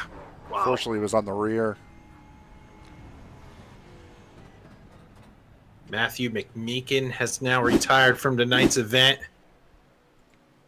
Strong running for McMeekin in that 041 machine. Really just started to claw his way back up into this. And a lot of guys who are retiring from the race now are guys that have been involved in previous incidents that no longer have a fast repair. Yep. Some guys, though, like Schlosser, who've been up at the front, still had his prior to that and has used it. So he's not quite out of it yet. 13 laps to go. It'll be 12 to go when we hit the line and when we get racing right now. Matt Metler in the 716 is the lucky dog recipient, or would be if the caution were to come out here in short order. Maxwell Caldwell will lead the field down. A dozen laps to go here at Michigan. Green flag in the air. What a push he got from Justin Lewis. They both clear the 61 on the bottom. Well, they're teammates. They work together often, that 94 and 07. Look how crushed the front end of the 07 is. It doesn't matter at this point because I believe he's already used his faster pair too. He's been through the wars tonight, has that 07 of Lewis. Now he's got to fend off a hard-charging Frank Hughes in that 61 machine. And look right behind him. That 43 machine making some noise. Will Solomon there in that Guns N' Roses number 43. Lilith Peters working her way back up. Jonathan K-Spear there as well.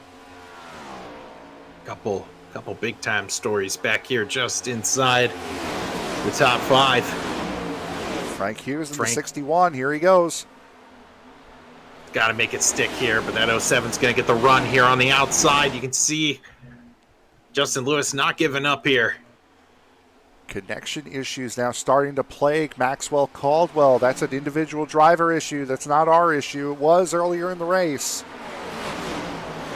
But it's the whole field doing that. It's us. When it's one car, it's isolated to just them. And now we have 10 to go here at Michigan. Can these drivers catch the champ? They're not going to do it racing side by side here. Frank Hughes has to make quick work of the 07, and then Lilith Peters back there in 4th place, just waiting for these two to sort it out. Lilith Peters and Mike Peters both came into pit on lap 82. They have 10-lap fresher tires. Peters trying to make them work. Lilith Peters to the inside, going for 3rd on the 61 of Hughes.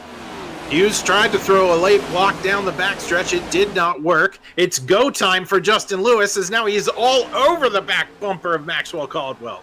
I mean, you want your teammate to do well, but there comes a point where if you're faster, you're faster, especially when you know you have somebody faster behind you with Lilith Peters. Oh, big wiggle out of Peters in 1 and 2. Look at Mike Peters on the outside. Have not really talked. I can't believe we're talking about Mike Peters here at the end. And that 95 machine, haven't really talked about it. Look at the dive to the bottom. Look at him board go. with it now. Into 3rd. And he's got freshies. Mike Peters has made quick work of both 5th and 4th place. He is now up to 3rd. Sights set now on 2nd. Trying to get Justin Lewis. How's your double overtake? Now Lilith Peters trying to give it right back to him. He's going to have the run here up top. Look at the run this 95 machine's going to get down the backstretch. And I don't think the 07's got it to get in front of Maxwell, Frank. I just, that damage on the front end's really going to hinder that 07 machine. Certainly will. Matt Schlosser right at the very back of this group in that 400. That's pretty much the race. Top 13 cars have 7 laps to sort this out. 3 drivers up front who have raced with each other extensively in SCL Winston Cup Series action. Now going to duke it out with the newcomer, Lilith Peters, right behind them. Let's see how they handle one another. Look at Mike Peters down the backstretch. 3 longtime members holding off 4 newcomers. Look at Lilith Peters trying to split the middle as Mike Peters goes down to the bottom looking for the race lead. You got to be patient here, and that's the 94 of Caldwell blinking in and out. Can the connection issues plague his finish? Side by side, 2 by 2, going into turn 1. Fresher tires on the bottom line. Mike Peters out in front. Lilith Peters and Maxwell Caldwell almost making contact with each other. That 95 better boogie away, because as soon as that 101 gets by these two, you can bet Lilith Peters is going to have sights set on the lead here. Caldwell going to do everything he can to drive defensively. He's working his way back up. The 10 of Chris Vanderplatz. What a story. I love it. 6th. Oh, contact between Caldwell and Lewis. Lewis got up to that outside. Caldwell tried to block late. Lilith Peters was already past the 2. Boy, and Caldwell getting really loose out of 2. Somehow kept it out of the wall that long. Keeps it straight, though. They saved it. It now looks like Indianapolis down the backstretch. The first 3 are weaving, trying to get out of the wake of one another. It's Mike Peters versus Lilith Peters now. Lilith going to have the run to the outside. Even with that front end damage, though, Justin Lewis showing a lot of guts and grit in that car. Able to keep it up there with those 2, who again are on 10-lap fresher tires. Mike Peters will now have to drive out of his rear view mirror now to drive defensively. And there's a wiggle coming out of turn 2 down the back. It's going to open up an opportunity for Lilith down the backstretch. And Lilith has him. He got down a little bit too low. If you haven't raced at Michigan in a long time, that line where Mike Peters is right now, below that first seam, it's a little bit flatter than the rest of the turn. Really wreak havoc with you, especially up off of 2. And for Lilith Peters, help is on the way. Justin Horton has entered the frame here in 3rd place, making his way now into the podium. Justin Horton has even fresher tires than the 2 in front. Horton came in on 86. Look at Chris Vanderplat's right back there. We just talked about him. He's worked his way up to 5th. The battle now is between Mike and Lilith here, 1 and 2. 64, though, is going to waste little time getting back up to these 2. 2 laps to go, 4 miles left. Austin Call in the mix as well. That's the lap car up front. Caution is out. Michael Matta in the 16. Somebody else around there as well. Steven Johnson. Oh, podium finish at Daytona just has not been the day Steven Johnson wanted. 2nd place at Daytona last week, runner-up. That would have been the 84, I believe, as well, of Lowe.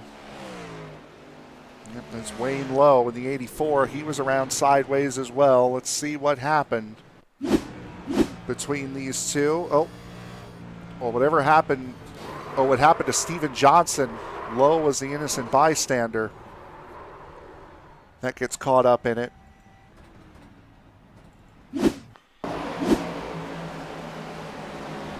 Michael Matta had nothing to do with it. He was off track trying to avoid. Let's see what happens here. This is going down the back, well away from the race lead.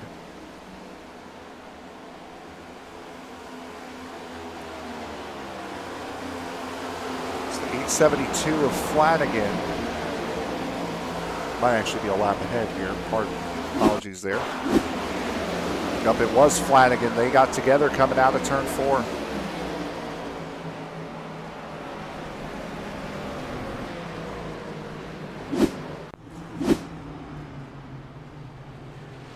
Oh, and the driver that probably didn't want to see that was Mike Peters in the 95. It's at the moment of caution. It was really it was starting to shape up between a battle for the 101 and the 95 to just duke it out.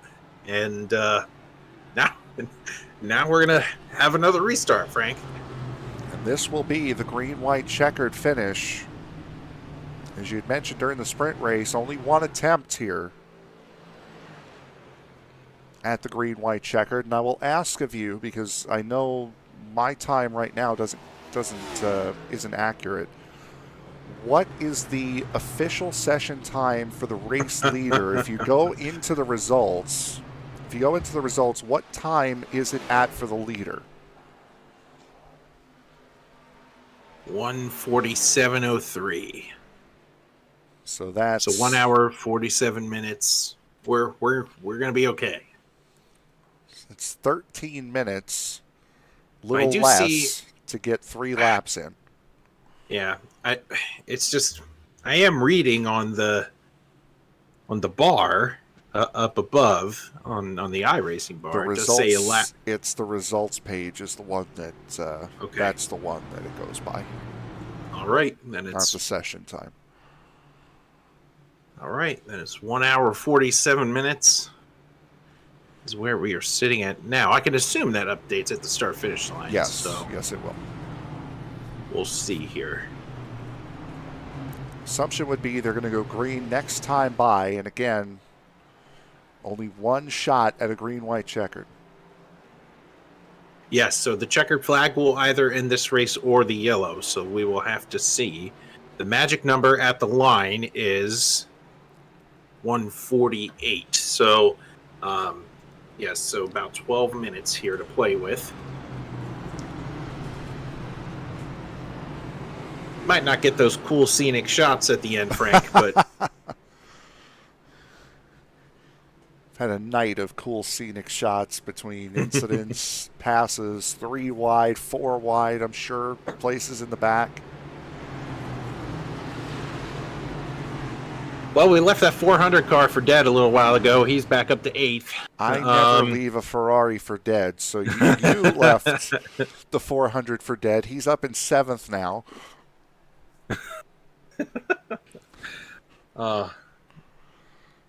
Taking a look throughout the top 10. Pitch Just strategy. outside the top 10, a couple of drivers. The 11 of Neil Rutt. Haven't really talked about the 11 a lot at all tonight. Rodney Uberpacker in the 32 we mentioned earlier. Good run for him. Yeah, he's had a very quiet night, has Uberpacker Just in a the couple. 32. Couple of incidences, but here we go, Frank. 2x2. The yellow or checkered will end it. It's going to be a battle between Lilith Peters and Mike Peters, and whoever else wants to insert themselves in the conversation. Side by side, the rookie and the veteran going to lead the field down to green for a green-white checkered event here at Michigan. We are underway. It's going to be a battle for sure. Lilith Peters getting a good push from Justin Horton on that bottom. The first time we've seen a leader take the inside line was to get help from a teammate, push them both out 1 and 2. Rolling through the center of the corner, having a good Oh, exit, Horton! and there it is. Horton into Big the wall, wreck. spin, caution is out. And the race is over. The race will be over. Teammate of Lilith Peters, I assume. I'm just assuming Yes. because of the sponsors and the similarities between the cars. Gets loose off of 2, it looks like, and collects Justin Lewis and company. And that will be the end of this race. Again, no finishing results are completed until we saw this last week at Daytona, Frank, where the drivers have to go all the way around. Sometimes that gets lost in the shuffle here. You have to complete those finishing laps here for your positions to count. And also some people, like there you see Chris Vanderplatz getting back into position, having been in the wreck. So it looks like Vanderplatz might be in a podium Third? spot here. Yes. Wow. What a story for Chris Vanderplatz there. Oh, I can't wait to be able to talk to Chris if that is the case. So it looks as though everything has cycled itself out.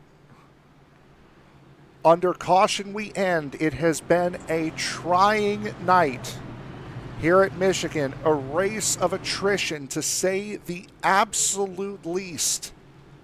But in the end, we caught some great racing. And tonight, Lilith Peters will collect her first checkered flag here in SCL. Lilith Peters wins the Colombo Properties 200. Mike Peters coming home second. Chris Vanderplatz third. Maxwell Caldwell fourth. And that Ferrari of Matt Slosher going to finish fifth. What an effort there. What an effort for most of these guys just to finish this race. It took a lot, I'm sure.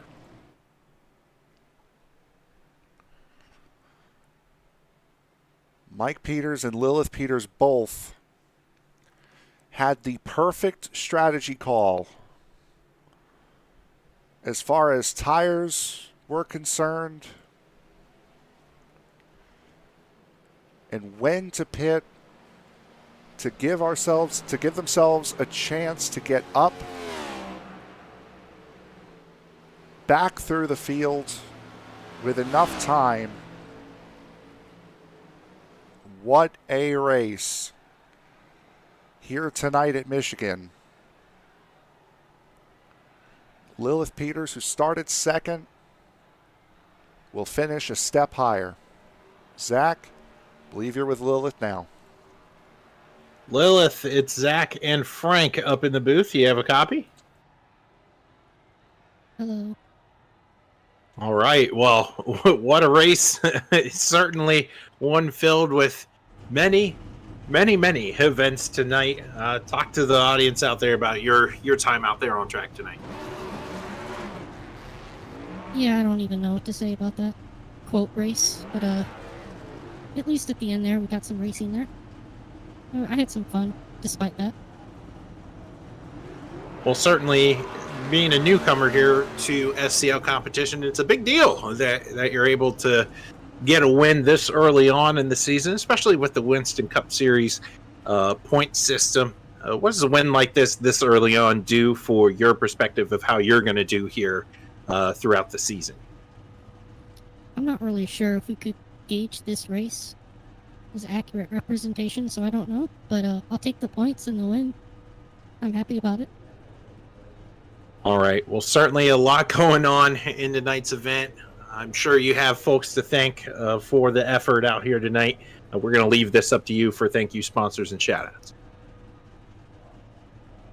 Thanks to my main sponsor, foxfirefoods.com. You can buy the steak sauce there, Luna steak sauce.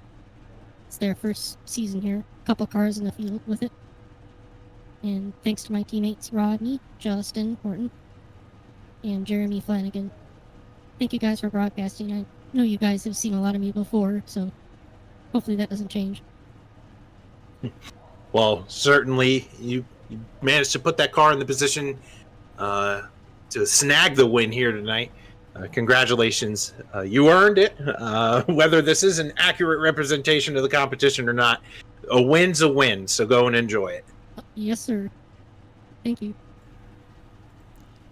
Your winner here tonight, Lilith Peters, 19th place at Daytona, comes across with the win here tonight. Now we go to our second place finisher here tonight, Mike Peters. Mike, heck of a race for you. Had a great run there towards the end. Not a bad way to start this season off after where you finished at Daytona 24th.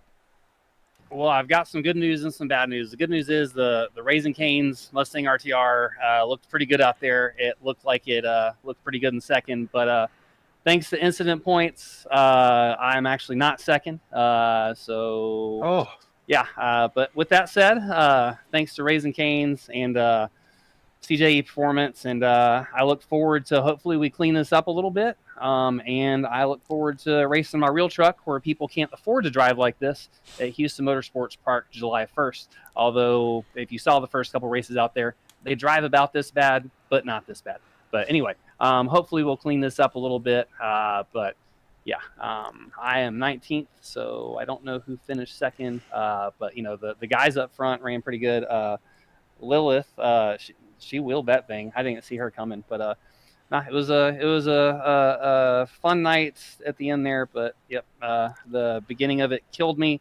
21 incident points, not a single one of them I earned, and 19th place. But looked like we got second.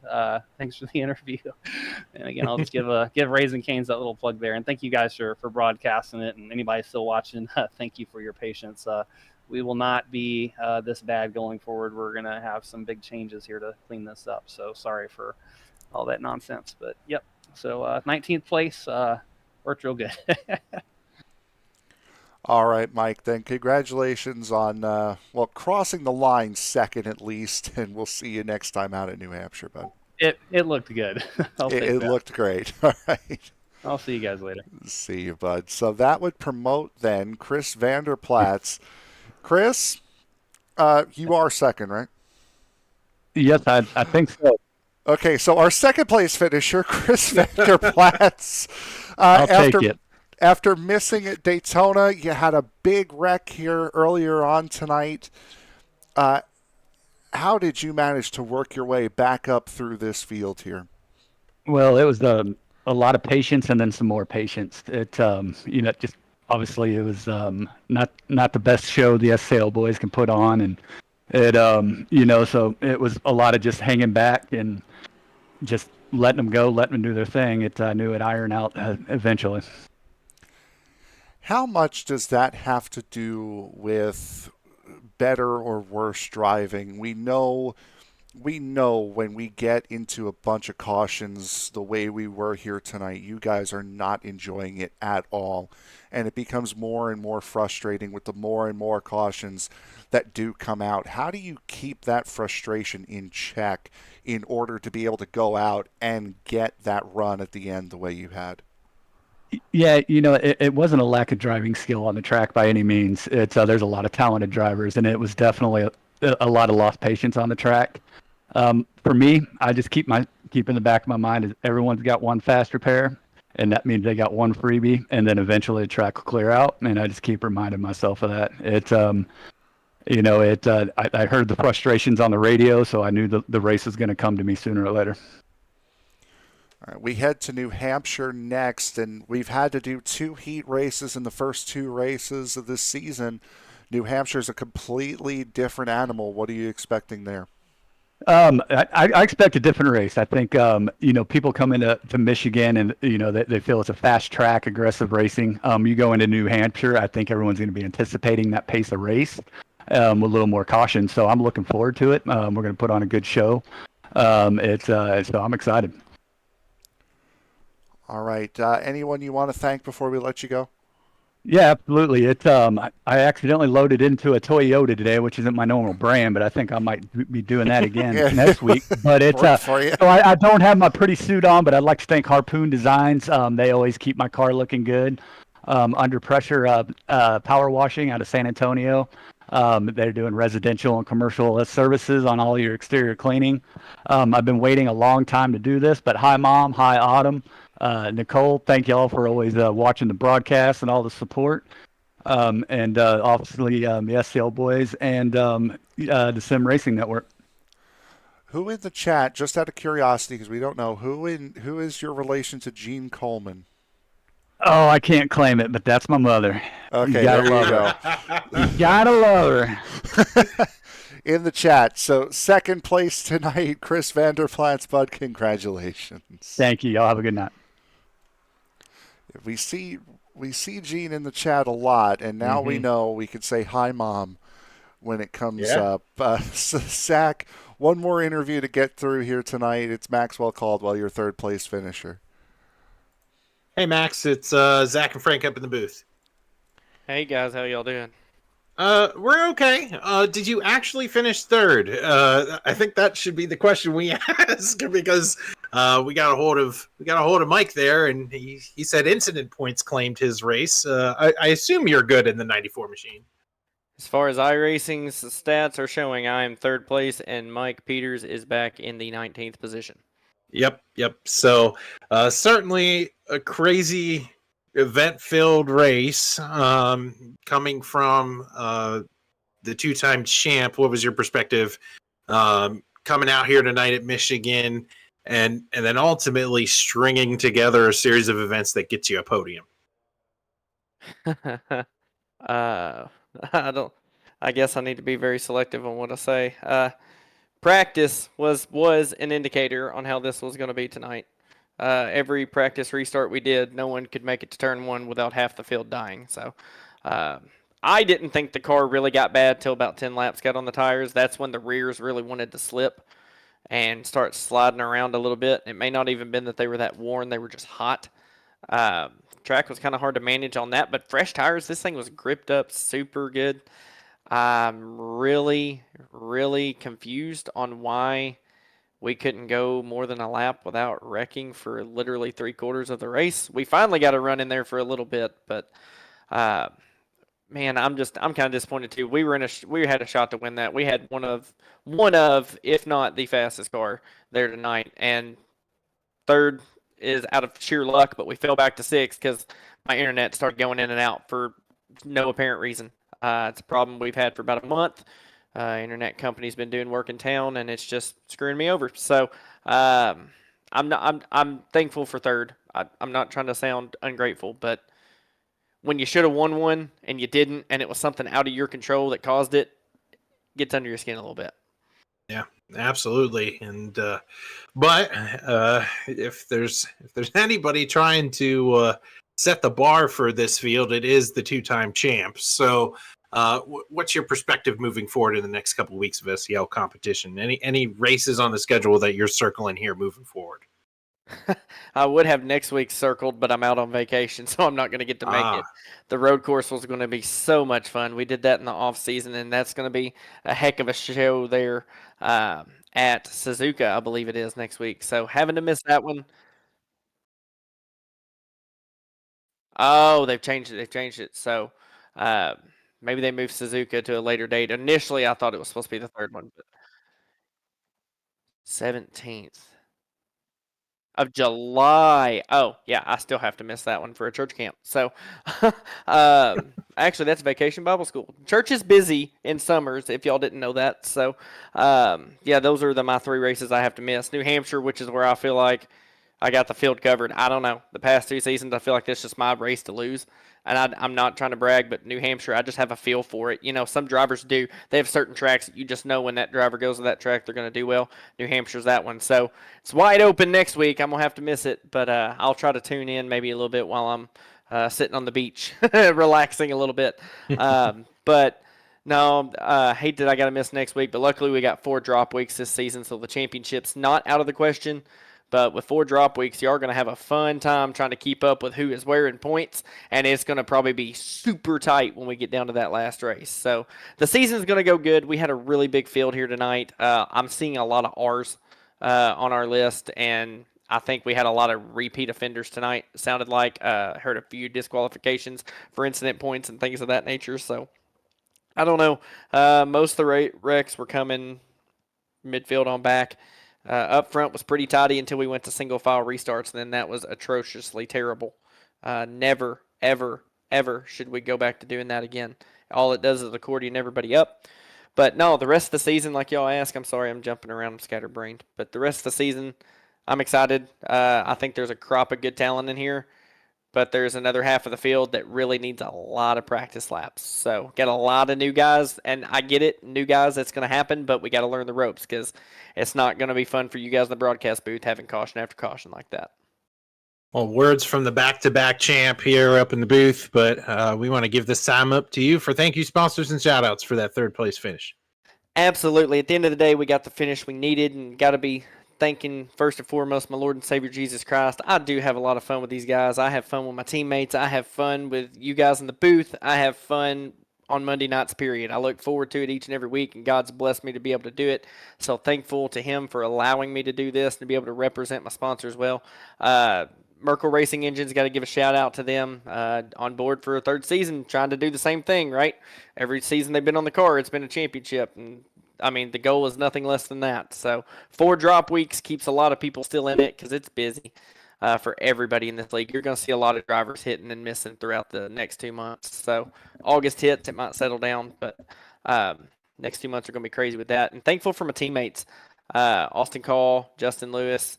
They did not have the nights they wanted, neither did Todd Merkel. Just caught up in other people's crap, just to put it frank right there, just caught up in other people's stuff. They did not have the nights they wanted. I feel bad for Justin, man. He was right there in a top 3 spot at the end and just got right hooked. Not cool.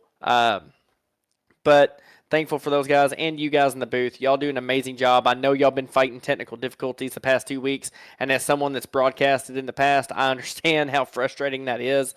So I give y'all kudos for getting that fixed mid-race and being able to put on the show there at the end. So looking forward to seeing the rest of the races y'all call and all the action y'all get to see. It's going to be heated up, hot summer, and you're going to see probably some tempers flare too from the sound of things. All these drivers are feisty and ready to go after this one. All right. Well, that's your third place finisher, Maxwell Caldwell. Enjoy the evening, man. Yes, sir. Same to you guys. Thank you. Well, Zach, we've been through it here tonight, I think, is the best thing, and the only thing we can really say is we have been through it here tonight. Again, we hot mic'd tonight right at the very start of the broadcast. We had a heat race that results didn't really seem to matter much as far as going into the main race. We had about 4 or 5 laps of green flag racing before we went under caution. We had a stream stoppage. We've been wrong pretty much all night as far as stuff that's gone on in the race. I mean, it's been an absolute mare of a night, and we do apologize for our end. But again, as far as the league is concerned, we have been with these guys for 2 seasons now, 2.5 actually. We know what these guys are capable of, and again, we saw what it's like when you get 43 guys. Some of them know how to race with each other, some of them don't, and this is unfortunately what you get sometimes. Yep, and it just takes time, right? And time for these drivers to figure out one another, time for admins to set up some boundaries, right? Is they're going to have time between now and next week to figure out, okay, who's going to need to take a step down into maybe some of those SCL developmental leagues and get people ready for cup competition versus, you know, who deserves to be out here. Rookies like Lilith Peters that, hey, can we really wheel a car? You're going to have to take a look at a lot of tape and make some decisions as admins. But every league goes through this every new season, and I'm sure SCL is going to be able to rebound very well. And we're going to be here with them because they do honestly put together time after time a lot of great racing. And yeah, Frank, it's welcome back. I know you've been itching to come back, so you got everything you could ever bargain for. Yeah, we absolutely did, for sure. And again, we know how these guys race. Mm-hmm. We know how they work. We know how they operate. We know how we know that they are going to make changes moving forward, going into New Hampshire and then to Twin Ring Motegi before going into the next races: Indianapolis, Suzuka, Talladega, Chicago, Gateway, Vegas, North Wilkesboro, and Atlanta, to round out this 12-race season, which will end the last Monday of August on the 28th. So there's still a lot of good racing left to come at a lot of tracks that these guys are used to, that these guys know. And I mean, as you said, this is just the early teething problems when you get a lot of new people into a league. It's nothing unexpected. Absolutely. So, Frank, this is normally, and of course, I'm going to follow your lead here, obviously, but this is normally the time of the show we take a look at finishing results. Yep. I don't know if okay. So here it all sorts itself out. So I'm learning something new. So there we go. So Lilith Peters takes the race win. Chris Vanderplatz, Maxwell Caldwell, your top 3. Again, the Mike Peters in the 95 knocked back to the last car on the lead lap because of incident limit. Matt Schlosser, Frank Hughes round out your top 5. Will Solomon, Justin Hughes, Jonathan Casebeer, Derek Wegman, and Rodney Uberpacker come home in the top 10. Jason Crumley, Todd Merkel, Michael Matta, Mark Millard, Jeremy Flanagan, your top 15. Austin Call, Neil Rutt, Justin Horton, Mike Peters, Shane O'Neill, your top half of the field. Justin Lewis, Trevor Dalton, Charlie Birch, David Hanna, Barrett Flo, the top 25. Greg Birch, Stephen Johnson, Joshua Broadwell, Isaac Love, and Matt Metler, your top 30. Matthew McMeekin, Tillman Hoyer, Klaus Williams, Eli Raposa, and Jeffrey Wimmer, the top 25. Wayne Lowe, Daniel Staub, Lee Campbell, Todd Russ, and Chad Jones. The top 40, Ryan Farrell, Dominic Hughes, Chris Myers, Jake Cardinal, John Cutlip. We saw those guys racing up towards the front earlier tonight. And again, Chris Myers, the sprint race winner. Mark Brown, Craig Forsyth, the last of the drivers who started the race. Kenneth Hawkins, Casey Hatch, Eric Peterson, Joe Owens, and Andrew McKenzie did not start this race after the feature, which finished up like this, or after the sprint race that finished up like this. Actually, no, it didn't finish up like that, so we'll just take that off the screen right now. So for my broadcast partner, Zach Woods, my name is Frank Marchese. Thank you very much for being patient with us, not just through the race, but through the technical issues as well. We will see you all next week from New Hampshire. Good night, everybody.